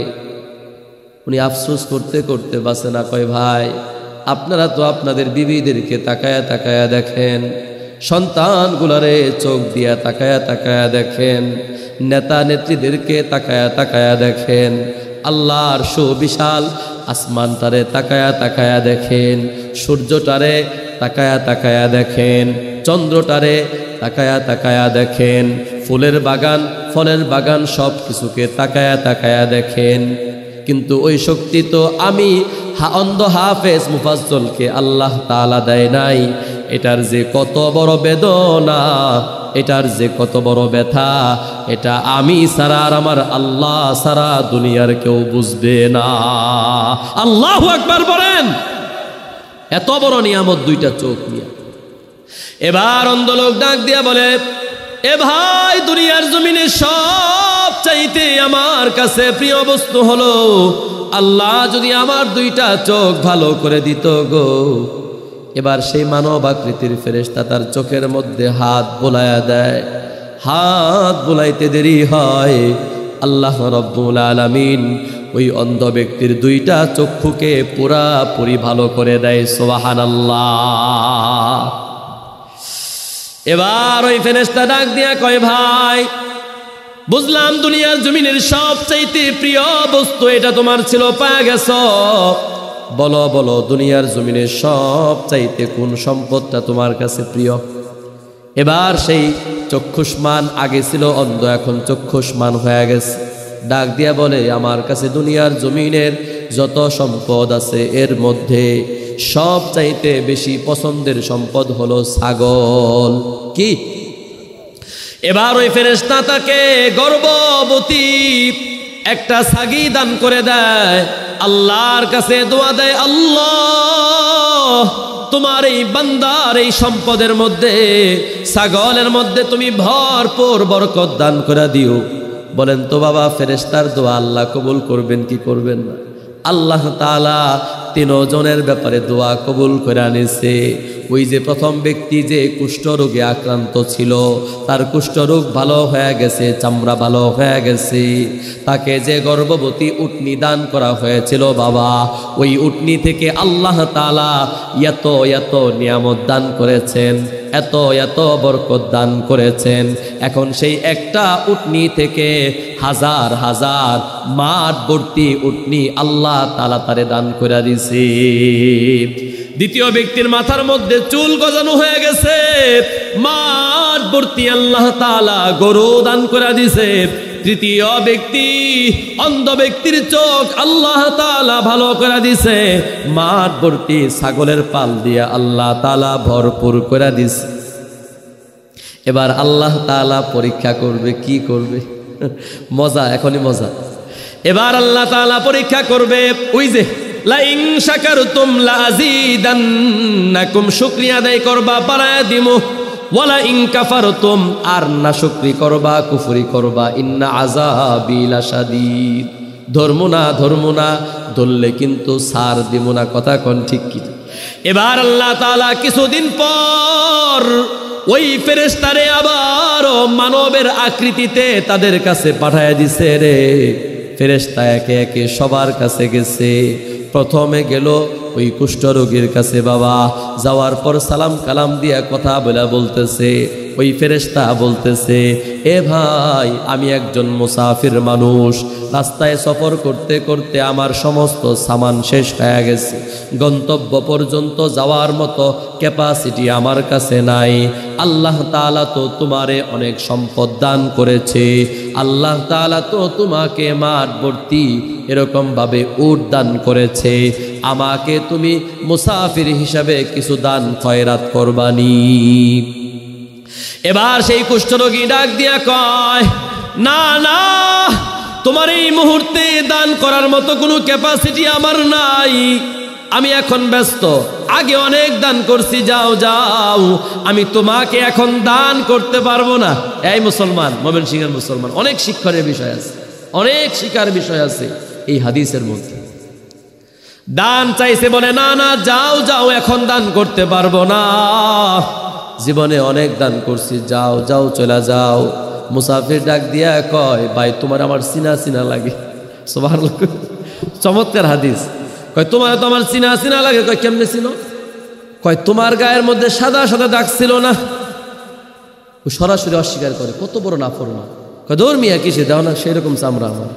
কয় না, নাউজুবিল্লাহ। কয় না, কয় না, কে কইছে? কয় না, তোমার চেহারা দেখে আমার চেনা চেনা লাগে, তোমার একটা সময় গায়ের মধ্যে চামড়া মনে হয় সমস্যা ছিল, সাদা সাদা ছিল, আর তুমি তো ছিলা গরিব, তুমি তো ছিলা ফকির, হয়তো আল্লাহ তাআলা তোমারে এত এত ধন সম্পদ দান করছে। ও কত বড় নাফরমান, ডাক দিয়ে কয়, না মিয়া, কিসের আল্লাহ দিছে, আমার বাপ দাদাই সব সম্পত্তি রেখে গেছে। পড়েন নাউজুবিল্লাহ। এবার ওই ফেরেশতা ডাক দিয়া কয়, এরে আল্লাহর বান্দা, তুমি যদি তোমার কথায় মিথ্যাবাদী হয়ে থাকো, তাহলে তোমার আগের অবস্থা যেমন ছিল গো, আল্লাহ তাআলা যেন তোমারে তোমার আগের অবস্থার মধ্যে ফিরাইয়া দেয়। বদদুয়া কে দিছে? ফেরেশতা। চলে গেছে। দ্বিতীয় ব্যক্তির কাছে আসার পর সালাম কালাম দেয়, এরে ভাই, আমি একজন মুসাফির, সফর অবস্থায় আমার সমস্ত সম্বল খতম হয়ে গেছে, গন্তব্য পর্যন্ত যাওয়ার কোনো সামান আমার কাছে নাই, আমি তোমার কাছে একটু সাহায্য চাই। ও বলে, ভাই দূরে যান, সময় নাই, টাইম নাই, পরে আইসেন। কয়, ভাই আপনার তো আমার চিনা চিনা লাগে। কয়, কেমনি করেছিল? কয়, আপনি তো এক সময় সাদে মাল নাওয়ালা লোক ছিলেন, আপনি তো টাকলা ছিলেন, ঠিক না? কয়, না, কে কইছে? কয়, না, আমার কাছে মনে হইতেছে আপনার মাথা টাকলা ছিল, আল্লাহ তাআলা আপনার মাথার মধ্যে সুন্দর চুল গজায়া দিছে, আর আপনার তো এত সম্পদ ছিল না, আল্লাহ তাআলা দয়া করে নিয়ামত আপনারে দান করছে। বলে, না না, এই সমস্ত সম্পদগুলো আমার বাপ দাদা থেকে আমি পাইছি। ফেরেশতা ডাক দিয়া কয়, আরে আল্লাহর বান্দা, তুমি যদি তোমার কথায় মিথ্যাবাদী হয়ে থাকো, তাহলে আল্লাহ তাআলা যেন তোমারে আগের অবস্থায় নিয়ে যায়, যেই অবস্থার মধ্যে তুমি ছিলা। দুইজনে বদদুয়া দিয়া এবার এই ফেরেশতা 3 নম্বর ব্যক্তির কাছে চইলা যায়। যাওয়ার পর সালাম কালাম দেওয়ার পরে আগের মতোই বলে, আমি একজন মুসাফির, তোমার কাছে সাহায্য চাইতেছি। আল্লাহ তো তোমারে সুন্দর 2টা চক্ষু দিছে, আল্লাহ তো তোমাকে মাঠ ভর্তি ছাগলের পাল দিয়েছে, আমার একটু সাহায্য করবানি। এবার সেই লোকটা সাথে সাথে কৃতজ্ঞতা আদায় করছে। সুবহানাল্লাহ। এই লোকটা নাক দিয়া কয়, রে ভাই, আমার 2টা চোখ ছিল না, আমি দুনিয়ার সৌন্দর্য দেখতে পারতাম না, আমার আল্লাহ তাআলা একজন মানুষের ওসিলায় আমার দুইটা চক্ষু ভালো করে দিছে। আমি ছিলাম হত দরিদ্র গরিব, একেবারেই নিঃস্ব। এই যে মাঠ ভর্তি যত ছাগল দেখতে পাচ্ছ, এগুলো কোনো কিছু আমার ছিল না, এগুলো আমাকে যিনি দান করেছেন। তোমরা আওয়াজ দিয়ে বলো বাবা তিনি কে? সে ডাক দিয়ে বলে, এ মুসাফির, তোমার যা লাগে যত লাগে, যেহেতু আল্লাহ নিয়ামত দিয়েছে। কে দিয়েছে? যেহেতু আল্লাহ নিয়ামত দিয়েছে, সুতরাং তোমার যা প্রয়োজন হয় তুমি সব নিয়ে যাও, আমার কোনো আপত্তি নাই। আল্লাহর দেওয়া সম্পদ থেকে তুমি নিবা, আমার কিসের আপত্তি? এবার ফেরেশতা আল্লাহ তাআলার কাছে ডাক দেয়া কয়, আল্লাহ পরীক্ষা করছেন নি? আগের দুইজন বান্দা নিয়ামত পাওয়ার পরে নাশুকরি করছে, কুফরি করছে, অস্বীকার করছে। আমি আপনার কাছে তাদের বিরুদ্ধে বদদুয়া দিয়েছি, আর আপনার এই বান্দা আপনার নিয়ামত পাওয়ার পর আপনার শুকরিয়া আদায় করছে। আল্লাহ আমি আপনার কাছে দোয়া করতেছি, ওর নিয়ামতকে আপনি আরো বহু বহু গুণে বাড়ায়া দেন। আল্লাহ তাআলা ফেরেশতার দোয়ার বদৌলতে রে ওই অন্ধ ব্যক্তির নিয়ামতকে আরো হাজার হাজার গুণে বাড়ায়া দিছে। আর ওই কুষ্ঠ রোগী আর টাকলা যেই ব্যক্তি ছিল, আল্লাহ তাআলা ওই বান্দা দুইজনকে আবার আগের অবস্থার মধ্যে ফিরাইয়া দিছে। এই জন্য নিয়ামত পাওয়ার পরে শুকরিয়া আদায় করব কি করব না? আওয়াজ দিয়ে বলেন, করব কি করব না? অনেক অনেক নিয়ামত আল্লাহ আমাদেরকে দিয়ে রাখছে, আমরা চিন্তাও করি না। চিন্তা করার দরকার আছে না নাই বলেন? মোহতারাম হাজরিন, এই যে ধন সম্পদ টাকা পয়সা, এগুলো কার দেওয়া নিয়ামত? আওয়াজ দিয়া কন্যা, কার দেওয়া নিয়ামত? আপনি বলবেন হুজুর মাথার ঘাম পায়ে ফেলাইয়া তারপরে টাকা ইনকাম করি, রোজগার করি। আমি বলবো হ্যাঁ সব ঠিক আছে হুজুর, দিনের বেলায় 8 ঘন্টা ডিউটি করি, রাত্রি বেলায় আবার 2 ঘন্টা 4 ঘন্টা ওভার টাইম করি, আছে না নাই? হুজুর এত পরিশ্রম করে টাকা কামাই, আপনি কোন আল্লাহর নিয়ামত। আমি বলবো যেই হাত ব্যবহার করে তুমি টাকা কামাইলা, যেই পা দিয়া তুমি টাকা কামানোর জায়গা পর্যন্ত গেলা, এরে মুসলমান, যেই চোখ দিয়া তুমি কাজ করলা, যেই কান দিয়া তুমি শুইনা শুইনা বুইঝা বুইঝা কাজ করলা, যেই ব্রেন খাটাইয়া তুমি কাজ করলা, ওই সমস্ত বস্তুগুলারে যিনি নিয়ন্ত্রণ করেন, ওই সমস্ত বস্তুগুলারে যিনি সুস্থ রেখেছেন, তিনি কে? আল্লাহ যদি সুস্থ না রাখতো মিয়া, তুমি আর আমি এই কাজগুলো করতে পারতাম? প্রিয় ভাইয়েরা, জিন্দিগিতেও পারতাম না। এই জন্য ধন সম্পদ এটা আল্লাহ রব্বুল আলামিনের পক্ষ থেকে দেওয়া দামি নিয়ামত। অতএব আল্লাহর দেওয়া দামি নিয়ামত, এই নিয়ামতের শুকরিয়া আদায়ও আমাদেরকে করতে হবে। কিভাবে করব নিয়ামতের শুকরিয়া আদায়? আরে মুসলমান, আল্লাহর পথে যখন এই টাকা পয়সা খরচ করব, আল্লাহর পথে যখন টাকা পয়সা ব্যয় করব, তখন এই নিয়ামতের শুকরিয়া আদায় হবে। কথা বলেন ঠিক কিনা? আরে মুসলমান, চোখ নামক নিয়ামত, এই চোখ দিয়া যখন দুনিয়ার জমিনের বৈধ বৈধ জিনিসগুলো দেখব, কোরআন পড়ব, খানায়ে কাবা দেখব, নবীজির রওজা শরীফ দেখব, আব্বা আম্মার দিকে তাকাবো, তখন চোখ নামক নিয়ামতের শুকরিয়া আদায় হবে। কথা বলেন ঠিক কিনা? জবান নামক নিয়ামতের শুকরিয়া কখন আদায় হবে? এই জবান দিয়া যখন আল্লাহরে ডাকবো, এই জবান দিয়া যখন সেজদায় পইরা সুবহানা রাব্বিয়াল আলা, সুবহানা রাব্বিয়াল আলা, রুকুতে ঝুইকা ঝুইকা যখন জবান দিয়া পড়বো সুবহানা রাব্বিয়াল আযীম, নামাজে দাঁড়াইয়া যখন বলবো সুবহানাকাল্লাহুম্মা ওয়া বিহামদিকা ওয়া তাবারাকা ইসমুকা ওয়া তাআলা জাদ্দুকা ওয়া লা ইলাহা গায়রুক, বাথরুমে যাওয়ার আগে যখন পড়বো আল্লাহুম্মা ইন্নী আউযু বিকা মিনাল খুবুসি ওয়াল খাবাইস, বাথরুম থেকে বের হওয়ার পর যখন পড়ব গুফরানাকা আলহামদুলিল্লাহিল্লাযী আযহাবা আন্নিল আযা ওয়া আফানি। ঠিক কিনা বলেন?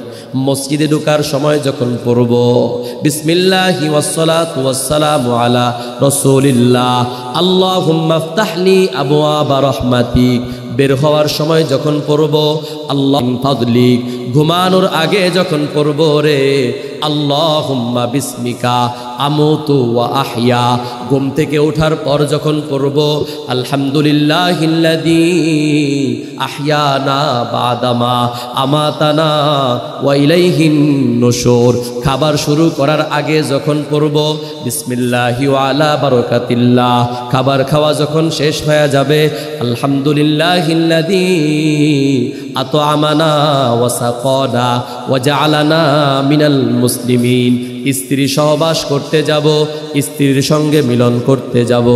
আল্লাহুম্মা জান্নিবিনাশ শাইতান ওয়া জান্নিবিশ শাইতানা মিম্মা রাযাকতানা। এ মুসলমান, প্রত্যেকটা কাজে কাজে কাজে যখন আল্লাহর নবীর সুন্নত অনুসরণ করে আল্লাহর নামের জিকির করব, ঠিক কিনা বলে, তখন এই জবান নামক নিয়ামতের শুকরিয়া আদায় হবে।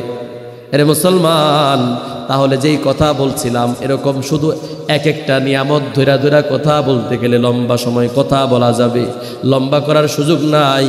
আল্লাহ তাআলা যে তোমারে আমারে ধন সম্পদ দান করেছেন বাবা, ফি সাবিলিল্লাহ ফি সাবিলিল্লাহ ফি সাবিলিল্লাহ, আল্লাহর রাস্তায় যখন খরচ করতে পারবো তখনই আল্লাহর দেওয়া নিয়ামত অর্থ সম্পদের শুকরিয়া আদায় করা হয়ে যাবে। কথা বলেন ঠিক কিনা?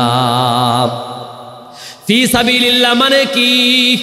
ফি সাবিলিল্লাহ মানে মসজিদ, ফি সাবিলিল্লাহ মানে মাদ্রাসা, ফি সাবিলিল্লাহ মানে এতিমখানা, ফি সাবিলিল্লাহ মানে লিল্লাহ বোর্ডিং, ফি সাবিলিল্লাহ মানে এতিম, ফি সাবিলিল্লাহ মানে গরিব, ফি সাবিলিল্লাহ মানে অসহায়, ফি সাবিলিল্লাহ মানে অনাথ, ফি সাবিলিল্লাহ মানে বিধবা, ফি সাবিলিল্লাহ মানে মুসাফির, ফি সাবিলিল্লাহ মানে মুজাহিদ। ঠিক কিনা? যতগুলো বললাম এগুলো সব হচ্ছে ফি সাবিলিল্লাহ, আল্লাহর রাস্তা, আল্লাহর রাস্তা, আল্লাহর রাস্তা। আল্লাহর রাস্তায় খরচ করলে মুসলমান, আল্লাহর দেওয়া সম্পদ আল্লাহর পথে খরচ করলে লাভ আছে না নাই? বলেন লাভ আছে না নাই? আল্লাহর পথে 1 টাকা দান করলে, আল্লাহর পথে 1 টাকা খরচ করলে আল্লাহ তাআলা তোমারে কমপক্ষে 7000 নেকি দান করবে। সুবহানাল্লাহ কয় না? দুনিয়ার কোনো এমন জায়গা আসেনি বাবা যে আল্লাহর পথ ছাড়া গান বাদ্যের মধ্যে 1 টাকা খরচ করলে সওয়াব পাওয়া যায়? সওয়াব তো পাওয়া যাবে না, বরং আমল নামায় গুনাহ যুক্ত হবে। কিন্তু আল্লাহর পথে আপনি দান করবেন 1 টাকা, আল্লাহ রব্বুল আলামিন সাথে সাথে আপনার আমল নামায় দান করে দিবেন 7000 নেকি। সুবহানাল্লাহ। এজন্য আল্লাহর পথে দান করার প্রয়োজন আছে না নাই বলেন? একটা ঘটনা শোনাই, একটু না শোনাইলে তো বুঝবেন না। দান খয়রাত করলে এই যে শুরু হয়ে গেছে উঠাউঠি, আগে উঠেন না, জরুরত থাকলে আবার আইসে পড়েন।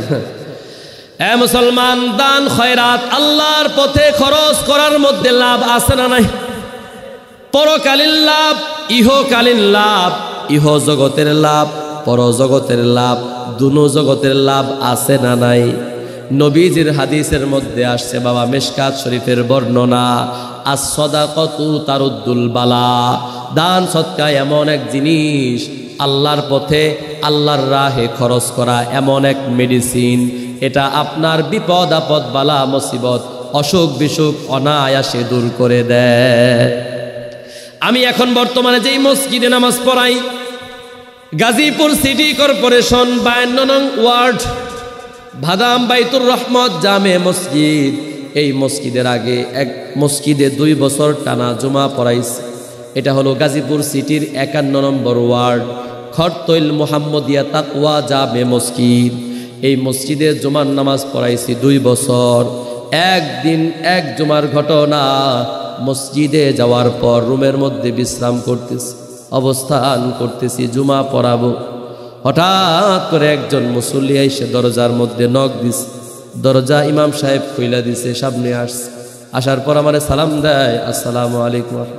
ওয়ালাইকুম আসসালাম, কি অবস্থা ভাই, কেমন আছে? কুশল বিনিময় করার পরে ওই লোকটা ডাক দিয়া কয়, হুজুর আমার বাড়ি জামালপুর। ভালো কথা, কি জন্য আসছেন?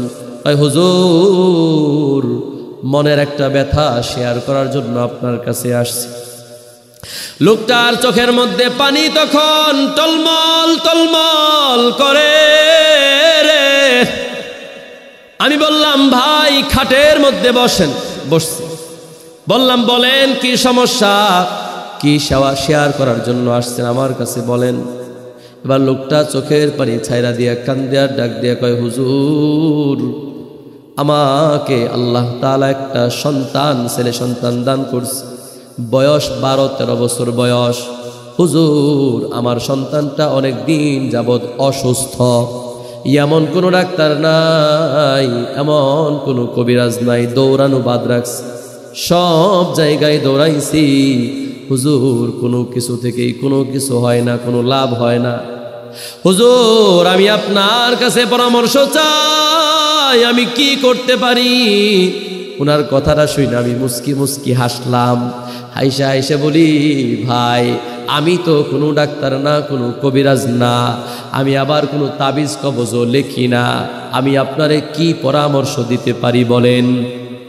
মুসল্লি আমার ডাক দিয়া কয়, হুজুর আপনার প্রতি আমার একটা আস্থা আছে, আমার একটা ভালোবাসা আছে, টান আছে। দেখবেন যার প্রতি আস্থা থাকে তার কথা কিন্তু মানতে ভালো লাগে এবং তার কথা মতো কাজ করলে ফায়দাও বেশি হয়, ঠিক কিনা বলেন? এরা মুসলমান ডাক দিয়া কয়, উনি আমার ডাক দিয়া কয়, হুজুর আপনার প্রতি আমার কনফিডেন্স আছে, আস্থা আছে, আমার মন কয় আপনি কোনো পরামর্শ দিলে ফলপ্রসূ হবে, ভালো হবে। আমি বললাম, ঠিক আছে, আপনি এত করে যখন বলছেন, দেওয়ার মতো তো কোনো কিছু আমার কাছে নাই, তবে শুনেন, মিশকাত শরীফ পড়াকালীন একটি হাদিস পাইছি, আল্লাহ নবী ডাক দিয়া কয়, as-sadaqatu taruddul bala, as-sadaqatu taruddul bala। দান সদকা এমন এক বস্তু যেটার মাধ্যমে মানুষের বালা মুসিবত, অসুখ বিসুখ আল্লাহ তাআলা দূর করে দেয়। জান আপনি আপনার সামর্থ্য অনুযায়ী যতটুকু পারেন আপনার সন্তানের সুস্থতার নিয়ত করে, এই মুসলমান ভালো করে বোঝার চেষ্টা করেন, একটু দিল দিয়ে শোনার এবং বোঝার চেষ্টা করেন। আমি বললাম, জান আপনি আপনার সামর্থ্য অনুযায়ী, আমার তো দেওয়ার মতো আর কিছু নাই, আমি তো আর প্রেসক্রিপশন লিখতে পারবো না আপনার সন্তানের জন্য, কারণ আমি ডাক্তার না। যান আপনি আপনার সামর্থ্য অনুযায়ী দান খয়রাত আরম্ভ করেন। লোকটা এবার চলে যায়। লোকটা কিছুদিন চাকরি বাকরি করার পর আবার চলে গেছে গ্রামে, চাকরি ছেড়ে দিয়া জামালপুর। প্রায় 6 মাস হয়ে গেছে বাবা। আমিও 51 নং ওয়ার্ডের মসজিদ ছেড়ে দিয়া বর্তমান যেই মসজিদ এখানে চলে আসছি। 6 মাস পর ফোন আসছে, হুজুর চিনছেননি? না চিনি নাই, জামালপুরের মুসল্লি। আমি বললাম, জামালপুরে তো আমার অনেক মুসল্লি আছে, যেহেতু গার্মেন্টস এলাকা। আমি বললাম, কোন মুসল্লি, পরিচয় দেন। হুজুর ওই যে আমার সন্তান নিয়ে আপনার কাছে পরামর্শ চাইছিলাম। আমি বললাম, হ্যাঁ মনে পড়ছে, বলেন ভাই আপনার সন্তানের কি অবস্থা একটু জানান। লোকটা চোখের পানি দর দর করে ছাইরা দিয়া কান্দে আর ডাক দিয়া কয়, হুজুর উলামাই কেরামের কথা মতো আমল করলে আল্লাহ কত দামি দামি নিয়ামত দেয়। হুজুর আপনার কথা মতো রসুলের হাদিসের উপর আমল করছি হুজুর, আল্লাহর কসম করে বলি আপনার ওখান থেকে আসার পরে আমি আমার সামর্থ্য অনুযায়ী দান খয়রাত করছি। আল্লাহর কসম করে বলি আর একটা টাকারও ওষুধ কিনা খাওয়ানো লাগে নাই, কবিরাজের কাছে যাওয়া লাগে নাই, হসপিটালের বারান্দায় যাওয়া লাগে নাই হুজুর। আল্লাহ তাআলা শুধুমাত্র সদকার ওসিলায়, শুধুমাত্র দানের ওসিলায় আমার সন্তানকে এতটাই সুস্থ বানাইয়া দিছে গো, আমার সন্তানের চেহারার দিকে তাকাইলে মনেই হয় না ওর কোনো দিন কোনো রোগ ছিল। আল্লাহু আকবার বলেন। মুসলমান, আল্লাহ পারে কি পারে না? আল্লাহ পারে। নবীজির হাদিস সত্য। উনি বলে, হুজুর আমার রসুলের হাদিসটা 100% বিশ্বাস হয়ে গেছে হুজুর, আমি দান খয়রাত করার উসিলায় আমার সন্তানকে আল্লাহ তাআলা পরিপূর্ণ সুস্থ বানায় দিয়েছে।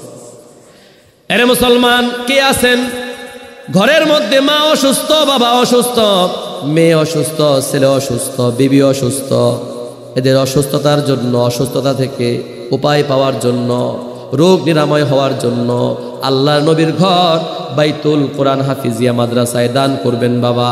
আমি বেশি না, মাত্র 5টা লোক দেখতে চাই, তারা 10,000 করে টাকা, মাত্র 10,000 করে টাকা, নগদ দেওয়া লাগবে না। আপনি 10 মাস সময় নিয়ে দিয়ে, অসুবিধা নাই, যান লেখান তো বাবা। কে আছেন দেখি তো, প্রথমে একজন মানুষ আমি দেখতে চাই বাবা। হুজুর, আমার বাপ নাই, আমার মা নাই, অথবা বাপ আছে মা আছে অসুস্থ, তাদের শেফার জন্য দোয়া দিবেন। আমি মুসাফির, নবীজি বলছেন মুসাফিরের দোয়া আল্লাহ তাআলা ফেরত দেন না। কে আছেন যুবক ভাই? আমি প্রথমে একজন লোক দেখতে চাই যে 10,000 টাকা, মায়ের জন্য 5, বাবার জন্য 5, 10,000 টাকা আল্লাহর নবীর ঘর বাইতুল কোরআন হাফিজিয়া মাদ্রাসার জন্য দান করবেন। দেখি তো ভাই, দেখি তো শোনা ভাই, কে আছেন কলিজার ভাই? 10,000 টাকা খুব বেশি না, মনে হয় রাজি হয়ে যাবে। আমার সামনে 2 ভাই, এরা মোটামুটি যাওয়ার জন্য প্রস্তুতি গ্রহণ করতেছে ইনশাআল্লাহ। ইনশাআল্লাহ পড়েন, ইনশাআল্লাহ পড়েন না। দেখি তো ভাই কোন ভাই আছেন? আহারে 10,000 টাকা খুব আহামরি কিছু না। আমি তো বলছি আপনার এখন দেওয়া লাগবে না, নামটা লেখান বাবা, নামটা লেখান, এখন দেওয়া লাগবে না, পরে দিয়েন। 10 মাস সময় নিয়ে দিয়েন, 6 মাস সময় নিয়ে দিয়েন। এখন বরকতার নাম লেখান, মুসাফিরের কাছ থেকে দোয়া নেন। সব সময় তো প্রতিদিন তো মুসাফিররে পাইবেন না, কথা কোন ঠিক কিনা? এই কে আছেন ভাই, যুবক ভাই, আল্লাহর ওয়াস্তে, আল্লাহকে খুশি করার জন্য, আব্বা আম্মার কবরের আযাব বন্ধ করার জন্য, অথবা ফ্যামিলি মেম্বার কেউ অসুস্থ আছে তাদের শেফার জন্য, মিয়া কত টাকা পয়সা আমরা খরচ করি হসপিটালে গিয়া, লক্ষ লক্ষ টাকা আমাদের খরচ হয়ে যায়। জায়গা মতো খরচ করেন, আল্লাহর কসম করে বলি, বে জায়গায় জায়গায় কু জায়গায় আল্লাহ তাআলা টাকা খরচ করাবেন না ইনশাআল্লাহ। কে আছেন ভাই দেখতে চাই? 10,000 টাকা একজন দেখি যান, একজন ভাই। মনে হয় রাজি হবেন আপনারা, একটু মেহেরবানি করে হাতটা তুলেন না ভাই ইনশাআল্লাহ, ব্যবসায়ী কেউ থাকলে। 10,000 টাকা খুব আহামরি কিছু না রে দাদা ভাই, শোনা ভাই, কে আছেন দেখি না, একটা ভাই দেখি কে আছেন, স্টেজে আছেন নাকি কেউ? মনে হইতেছে মাশাআল্লাহ। কি নাম দাদা? ঠিক আছে, বসেন আপনি। আল্লাহ, আচ্ছা ভাই যেহেতু প্রথমে কইছে হাত তুলে দোয়া করি, ঠিক কিনা কোন? হাত তুলেন, হাত তুলেন, হাত তুলেন, সবাই হাত তুলেন।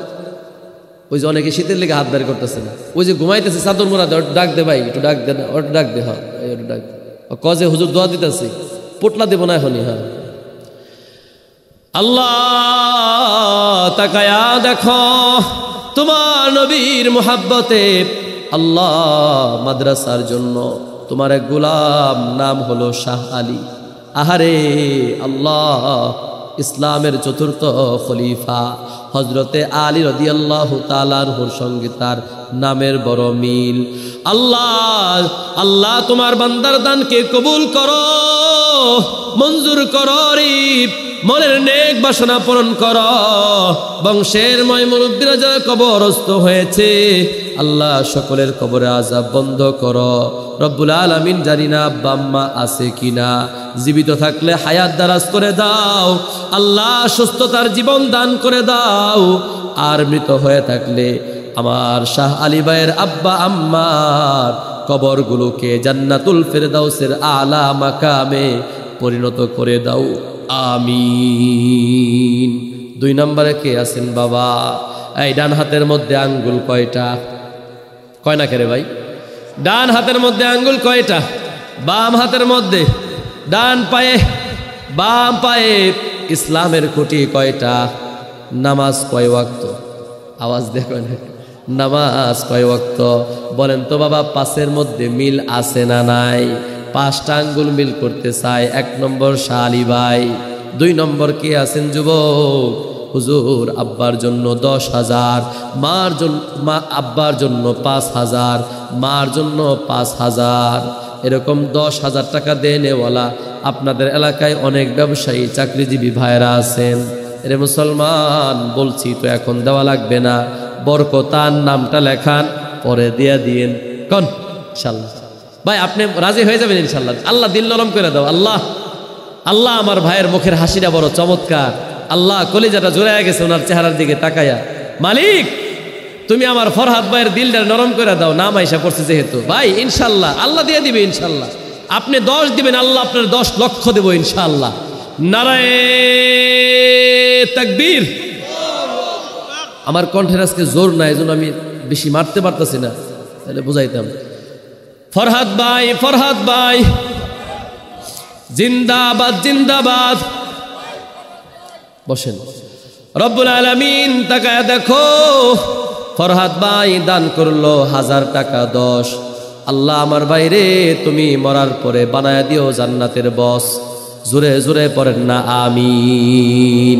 আল্লাহ মাই মুরব্বি যারা কবরস্থ হয়েছে কবরের আযাব বন্ধ করো। ভাই কি ব্যবসা না চাকরি?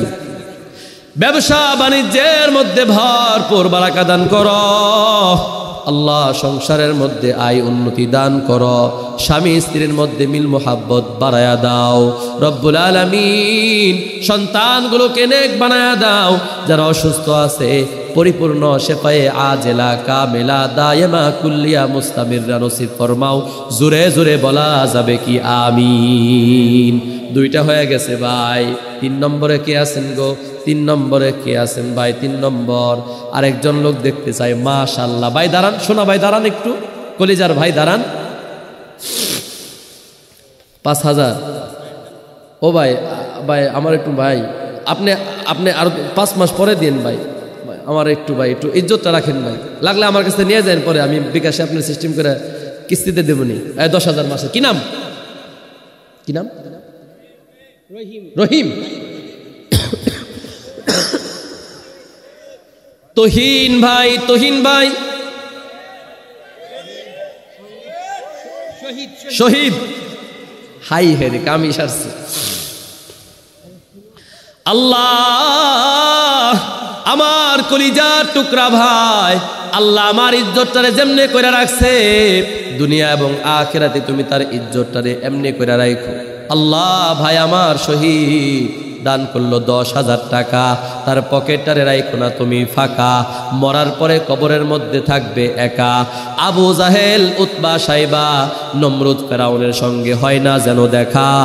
বিশ্ব নবীর সঙ্গে কবরে তুমি তারে করায়া দিও দেখা। জোরে পড়েন আমিন। আমিনো আমিনো আল্লাহ আমিনো, দানকারীদের জন্য হয় জামিনো। নদীর পার ভাঙে ও পার করে, এই তো নদীর খেলা। সকাল বেলার ধনীরে তুই ফকির সন্ধ্যাবেলা। ওই যে হলিউডের নায়ক নায়িকা, আমেরিকার হলিউডের নায়ক নায়িকা, গায়ক গায়িকাদের দিকে তাকাও। একজন বহুল